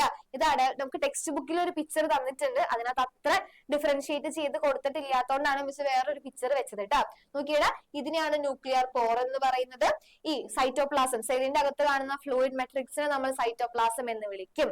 അതേപോലെ തന്നെ ന്യൂക്ലിയസിന്റെ അകത്ത് കാണുന്ന ഫ്ലൂയിഡ് മെട്രിക്സിനെ നമ്മൾ എന്ത് വിളിക്കും, ന്യൂക്ലിയോപ്ലാസം എന്ന് വിളിക്കും. ഓക്കെ, ആൻഡ് ഇവർക്ക് രണ്ട് മെമ്പറൈൻ ഉണ്ട്, ഈ മെമ്പറൈൻ ഇടയ്ക്ക് വെച്ച് ഫ്യൂസ് ചെയ്തിട്ടുണ്ട്. ഫ്യൂസ് ചെയ്യുമ്പോൾ ഈ ഉള്ള ഗ്യാപ്പിനെയാണ് നമ്മൾ ന്യൂക്ലിയർ പോർ എന്ന് പറയുന്നത്. ഓക്കെ, ഇത് നമുക്ക് എന്ത് ടോപ്പിക്കാ പഠിക്കാനുള്ളത്, ന്യൂക്ലിയസ് കഴിഞ്ഞാൽ നമുക്ക് എന്താ പഠിക്കാനുള്ളത്, ക്രോമസോം ടൈപ്സിനെ പറ്റിയിട്ടാണ്. ഇപ്പൊ നിങ്ങൾക്ക് അറിയാം ഒരു ക്രോമസോം എങ്ങനെയായിരിക്കുന്നത്, ഇങ്ങനെ ഒരു സ്ട്രക്ചറിനെയാണ് നമ്മൾ എന്ത് പറയാ, ക്രോമസോം എന്ന് പറയുന്നത്. എന്ത് പറയുന്നത്, ക്രോമസോം എന്ന് പറയുന്നത് അല്ലെ. രണ്ട് ക്രോമാറ്റിഡ്സ് ഉണ്ടാവും, അതിനെ സിസ്റ്റർ ക്രോമാറ്റിഡ്സ് എന്ന് പറയും. പിന്നെ എന്താ, നടുക്ക് കാണുന്നത് ഈ ഒരു സ്ട്രക്ചറിനെയാണ് നമ്മൾ എന്ത് പറയാ, സെൻട്രോമിയർ എന്ന് പറയുന്നത്. ആൻഡ് സെൻട്രോമിയർ അല്ലാതെ എക്സ്ട്രാ രണ്ട് സൈഡിലും ഡിസ്ക് ഷേപ്പിൽ കാണുന്ന സ്ട്രക്ചറിനെയാണ് നമ്മൾ എന്ത് പറയാ, കൈനറ്റോകോർ എന്ന് പറയുന്നത്. എന്താ പറയുന്നത്, കൈനറ്റോകോർ. ഇത് നിങ്ങൾ cell cycle and cell division എന്ന് പറയുന്ന ചാപ്റ്ററിലാണ് നിങ്ങൾ ഇതിനെ പറ്റിയിട്ട് ഡീറ്റെയിൽ ആയിട്ട് പഠിക്കുന്നത്. ഇപ്പൊ നിങ്ങൾ എന്ത് ചെയ്യാ, ജസ്റ്റ് ഈ ക്രോമസോമിന്റെ ടൈപ്സ് ഏതൊക്കെയാന്ന് മാത്രം പഠിച്ചു വെക്കാം. നമുക്ക് 4 ടൈപ്പ് ക്രോമസോംസ് ആണ് ഉള്ളത്. ഫസ്റ്റ് എന്താ, മെറ്റാസെൻട്രിക്. എന്താണ് മെറ്റാസെൻട്രിക് എന്ന് പറഞ്ഞിട്ടുണ്ടെങ്കിൽ നോക്കിയടാ, ഇതാണ് മെറ്റാസെൻട്രിക് എന്ന് പറഞ്ഞിട്ടുണ്ടെങ്കിൽ മിസ് മിഡിലില് ഒരു ലൈൻ വരച്ചു എന്ന് വിചാരിക്കും. മെറ്റാസെൻട്രിക് ആണെങ്കിൽ അവരുടെ സെൻട്രോമിയർ നടുക്കായിരിക്കും. ഓക്കെ, ആൻഡ് രണ്ട് ആംസിനും എന്തായിരിക്കും, ഈക്വൽ ലെങ്ത് ആയിരിക്കും. എന്തായിരിക്കും, ഈക്വൽ ലെങ്ത് ആയിരിക്കും. ഇനി സബ് മെറ്റാസെൻട്രിക്കിലോട്ട് വന്നാലോ, ആദ്യത്തെയാണ് മെറ്റാസെൻട്രിക് എന്ന് പറയുന്നത്. ആദ്യത്തെയാണ് എന്ത്, മെറ്റാസെൻട്രിക് എന്ന് പറയുന്നത്. രണ്ടാമത്തെ എന്താ, സബ് മെറ്റാസെൻട്രിക്. സബ് മെറ്റാസെൻട്രിക്കിന്റെ ഇമ്പോർട്ടൻസ് എന്തൊക്കെയാണ്, slightly away from the centre. നോക്കിയടാ, slightly away from the centre, ശരിയല്ലേ, മുകളിലേക്ക്, മിഡിൽ നിന്ന് കുറച്ച് മുകളിലോട്ട് മാറിയിട്ടില്ലേ. പിന്നെന്താ, മേലത്തെ ആം ഷോർട്ട് ആണ്, താഴത്തെ ആം ലോങ് ആണ്. ഈക്വൽ ലെങ്ത് ആണ് ഇവർക്ക്. മെറ്റാസെൻട്രിക്കില് രണ്ട് ആമിനും ഈക്വൽ ലെങ്ത് ആണ്. അത് സബ് മെറ്റാസെൻട്രിക്കിലോട്ടായപ്പോ രണ്ട് ആമിനും ഡിഫറെന്റ് ലെങ്ത് ആയി, ഒരെണ്ണം ഷോർട്ടും ഒരെണ്ണം ലോങ്ങും. ഇനി നെക്സ്റ്റിന്റെ പേരെന്താ, അക്രോസെൻട്രിക്. എന്താ, അക്രോസെൻട്രിക്. അക്രോസെൻട്രിക്കിലോട്ട് വന്നപ്പോ എന്താ, ഒരെണ്ണം ഭയങ്കര ഷോർട്ടും ഒരെണ്ണം ഭയങ്കര ലോങ്. നോക്കിയാണ് ഈ പിക്ചറിൽ, ഒരെണ്ണം ഭയങ്കര ഷോർട്ടും, ഇത് സെന്ററിൽ നിന്ന് ഭയങ്കരമായിട്ട് എവയാണ്, ഇത് കുറച്ച് ലിറ്റിൽ എവയാണ്, ഇത് ലിറ്റിൽ മോറായി അല്ലെ, കുറച്ചും കൂടി സെന്ററിൽ നിന്ന് നീങ്ങിപ്പോയിട്ടുണ്ട്. പിന്നെന്താ, ഒരെണ്ണം ഭയങ്കര ചെറുതും ഒരെണ്ണം ഭയങ്കര വലുതായിപ്പോയി. ഇതാണ് അക്രോസെൻട്രിക്കിൽ വന്നപ്പോൾ വന്ന മാറ്റങ്ങൾ. ഇനി ലാസ്റ്റ് നോക്കിയടാ, ടീലോസെൻട്രിക്. എന്താണ്, ടീലോസെൻട്രിക്. ടീലോസെൻട്രിക് എന്ന് പറയുമ്പോൾ സെൻട്രോമിയൽ ടെർമിനൽ, ഏറ്റവും എൻഡിൽ പോയിട്ട് ടെർമിനൽ കിടക്കുന്നത്. നോക്കിയേ, ഇവിടെ ആയിരിക്കും സെൻട്രോമിയർ ഉണ്ടാവുക. അത്ര ഒരു ഡിഫറൻസ്. ഇവരുടെ സെൻട്രോമിയറിന്റെ പൊസിഷനും അതുപോലെ തന്നെ ആംസിന്റെ ലെങ്ത്തും വെച്ചിട്ടാണ് നമ്മൾ ക്രോമസോമിനെ ക്ലാസിഫൈ ചെയ്യുന്നത്. മെറ്റാസെൻട്രിക് എന്ന് പറഞ്ഞിട്ടുണ്ടെങ്കിൽ സെൻട്രോമിയർ സെന്ററിലായിരിക്കും, രണ്ടുപേർക്കും ഈക്വൽ ലെങ്ത് ആയിരിക്കും. ഇനി സബ് മെറ്റാസെൻട്രിക്കിലോട്ട് വന്നു കഴിഞ്ഞാൽ സെൻട്രോമിയർ കുറച്ച് മുകളിലായിരിക്കും, പിന്നെ ഒരെണ്ണം ഷോർട്ടും ഒരെണ്ണം ലോങ്ങും ആയിരിക്കും. ഇനി അക്രോസെൻട്രിക്കിലോട്ട് വന്നു കഴിഞ്ഞാൽ സെൻട്രോമിയർ കുറച്ചും കൂടി മേലോട്ട് ഉയർന്നിട്ടുണ്ടാവും, പിന്നെ ഒരെണ്ണം ഭയങ്കര ചെറുതും ഒരെണ്ണം ഭയങ്കര വലുതായിരിക്കും. ഇനി അവസാനം ആയിട്ടുള്ള ടീലോസെൻട്രിക്കിലോട്ട് വന്നു കഴിഞ്ഞാലോ എക്സ്ട്രീംലി ലോങ് ആയിട്ടുള്ള ആംസ് ആണ് ഉണ്ടാവുക. പിന്നെ സെൻട്രോമിയർ ടെയിലായിരിക്കും, ഏറ്റവും എൻഡിലായിരിക്കും എന്ത് കാണാൻ പറ്റുക, സെൻട്രോമിയറിനെ കാണാൻ പറ്റുക. ഇനി ഇത് നോക്കിയേ, sometimes a few chromosomes have non-staining secondary construction at the constant location. ഇവിടെ കണ്ടോ, ഇവിടെ കണ്ടോ, ഇതിനെയാണ് നമ്മൾ എന്ത് പറയാ, സെക്കൻഡറി കൺസ്ട്രക്ഷൻ എന്ന് പറയുന്നത്. നമ്മൾ സ്റ്റെയിൻ ചെയ്യുന്ന സമയത്ത് ഈ ഒരു ഭാഗത്ത് മാത്രം സ്റ്റെയിൻ ആവില്ല, അതാണ് നോൺ സ്റ്റെയിനിങ് എന്ന് പറയുന്നത്. നമ്മൾ ഒരു ക്രോമസോമിനെ സ്റ്റെയിൻ ചെയ്യും, ആ സ്റ്റെയിൻ ചെയ്യുന്ന സമയത്ത് ഇവർക്ക് മാത്രം ആ സ്റ്റെയിൻ കിട്ടില്ല, അതിനെയാണ് നമ്മൾ നോൺ സ്റ്റെയിനിങ് എന്ന് പറയാം. അതൊരു പ്രൈമറി കൺസ്ട്രക്ഷൻ അല്ല. ഇത്രയും ഭാഗമാണ് ഒരു പ്രൈമറി കൺസ്ട്രക്ഷൻ എന്ന് പറയുന്നത്. ഇത് കൂടാതെ സെക്കൻഡറി ആയിട്ട് വരുന്നത്, രണ്ടാമതായിട്ട് ചില ക്രോമസോമിൽ കാണുന്ന സ്ട്രക്ചർ ആണ് എന്ത്, ആ ഫ്രാഗ്മെന്റിനെ പറയുന്ന പേരാണ് എന്ത്, സാറ്റലൈറ്റ്. എന്താ പറയാ, സാറ്റലൈറ്റ്. സെക്കൻഡറി കൺസ്ട്രക്ഷൻ എന്താണ് ഇവിടെ കൊടുത്തു നോക്കിയേ, secondary construction at the constant location. ഈ ഒരു ലൊക്കേഷനിൽ കാണുന്ന സെക്കൻഡറി കൺസ്ട്രക്ഷനെയാണ് നമ്മൾ എന്ത് പറയുന്നത്, സാറ്റലൈറ്റ് എന്ന് പേരിട്ട് വിളിക്കുന്നത്. ഇത് ഇമ്പോർട്ടന്റ് ആണ്, ഇത് ചോദിച്ചു കണ്ടിട്ടുണ്ട് എക്സാമിന് കേട്ടാ. സെക്കൻഡറി കൺസ്ട്രക്ഷന്റെ പേര് എന്താണെന്ന് ചോദിക്കും. അപ്പൊ എന്ത് പറയണം, സ്മോൾ ഫ്രാഗ്മെന്റ്സ് കോൾഡ് സാറ്റലൈറ്റ്. എന്താണ് പറയാ, സ്മോൾ ഫ്രാഗ്മെന്റ്സ് കോൾഡ് സാറ്റലൈറ്റ്. ഇത്രയേ ഉള്ളൂ നമുക്ക് ഈ ഒരു ചാപ്റ്ററിൽ ഡിസ്കസ് ചെയ്യാനായിട്ട്. മെയിൻ ആയിട്ട് ഒന്നുമില്ല, സെൽ തിയറി പഠിക്കുക, ആരാണ് പ്രപ്പോസ് ചെയ്തതെന്ന് പഠിക്കുക, പിന്നെന്താ മോഡിഫൈഡ് സെൽ തിയറി നോക്കുക, അതേപോലെ തന്നെ സെൽ വാളിന്റെ ഫംഗ്ഷൻസ് ഇമ്പോർട്ടന്റ് ആണ്, എല്ലാ ക്വസ്റ്റ്യൻ പേപ്പറിലും കണ്ടിട്ടുണ്ട്. സെൽ എൻവലപ്പ് ഏതൊക്കെയാണെന്ന് നോക്കുക, പിന്നെന്താ എൻഡോക്രൈൻ സിസ്റ്റം, അതായത് എൻഡോപ്ലാസ്മിക് റെറ്റിക്കുലം, പിന്നെ എന്തൊക്കെയായിരുന്നു ഗോൾഗി അപ്പാരറ്റസ്, ആ ഒരു പോർഷൻസ് കവർ ചെയ്യുക. പിന്നെ റൈബോസോം നോക്കണം, റൈബോസോമിന് 2 ലാർജർ യൂണിറ്റും ഉണ്ട്, സ്മോളർ യൂണിറ്റും ഉണ്ട്. പിന്നെ എന്തൊക്കെയാ നോക്കണ്ടേ, പ്രൊകാരിയോട്ടിൽ എങ്ങനെയാണ്, യുകാരിയോട്ടിക്കിൽ എങ്ങനെയാണെന്ന് നോക്കണം. പിന്നെന്താ മൈറ്റോകോൺഡ്രിയ ഇമ്പോർട്ടന്റ് ആണ്, ക്വസ്റ്റ്യൻസ് വരുന്ന ഏരിയ ആണ്. പിന്നെ അല്യൂറോപ്ലാസ്റ്റ്, ല്യൂക്കോപ്ലാസ്റ്റ് എന്നൊക്കെ പഠിച്ചില്ലേ, ആ ഒരു ഭാഗം നോക്കുക. പിന്നെന്താ ന്യൂക്ലിയസിൽ പഠിച്ച കാര്യങ്ങൾ നോക്കാം. ആരാണ് ന്യൂക്ലിയസിനെ കണ്ടുപിടിച്ചത്, റോബർട്ട് ബ്രൗൺ ആണ്. പക്ഷെ സ്റ്റെയിൻ ചെയ്തത് ആരാണ്, ഫ്ലെമിംഗ് എന്ന് പറയുന്ന സയന്റിസ്റ്റ് ആണ് കേട്ടോ. കൺഫ്യൂഷൻസ് വരരുത്. ചിലപ്പോ ഇതൊരു മാർക്കിന് ചോദിക്കാൻ സാധ്യത ഉള്ള ഒരു ക്വസ്റ്റ്യൻ ആണ്. സെൽ ലാക്ക് ന്യൂക്ലിയസ്, ന്യൂക്ലിയസ് ഇല്ലാത്ത സെൽ എന്താണ്, ഹ്യൂമൻ RBC. ഇത്രയുള്ള നമുക്ക് ഈ ചാപ്റ്ററിൽ ഡിസ്കസ് ചെയ്യാനായിട്ട്. കുഞ്ഞി ചാപ്റ്റർ ആണ്, പഠിച്ചു കഴിഞ്ഞാൽ കിട്ടാവുന്ന ചാപ്റ്റർ ആണ്. അപ്പോൾ എല്ലാവർക്കും വീഡിയോ ഇഷ്ടപ്പെട്ടെന്ന് വിചാരിക്കുന്നു. ഇഷ്ടപ്പെട്ടാൽ ലൈക്ക് ചെയ്യുക, ഷെയർ ചെയ്യുക, സബ്സ്ക്രൈബ് ചെയ്യുക. താങ്ക്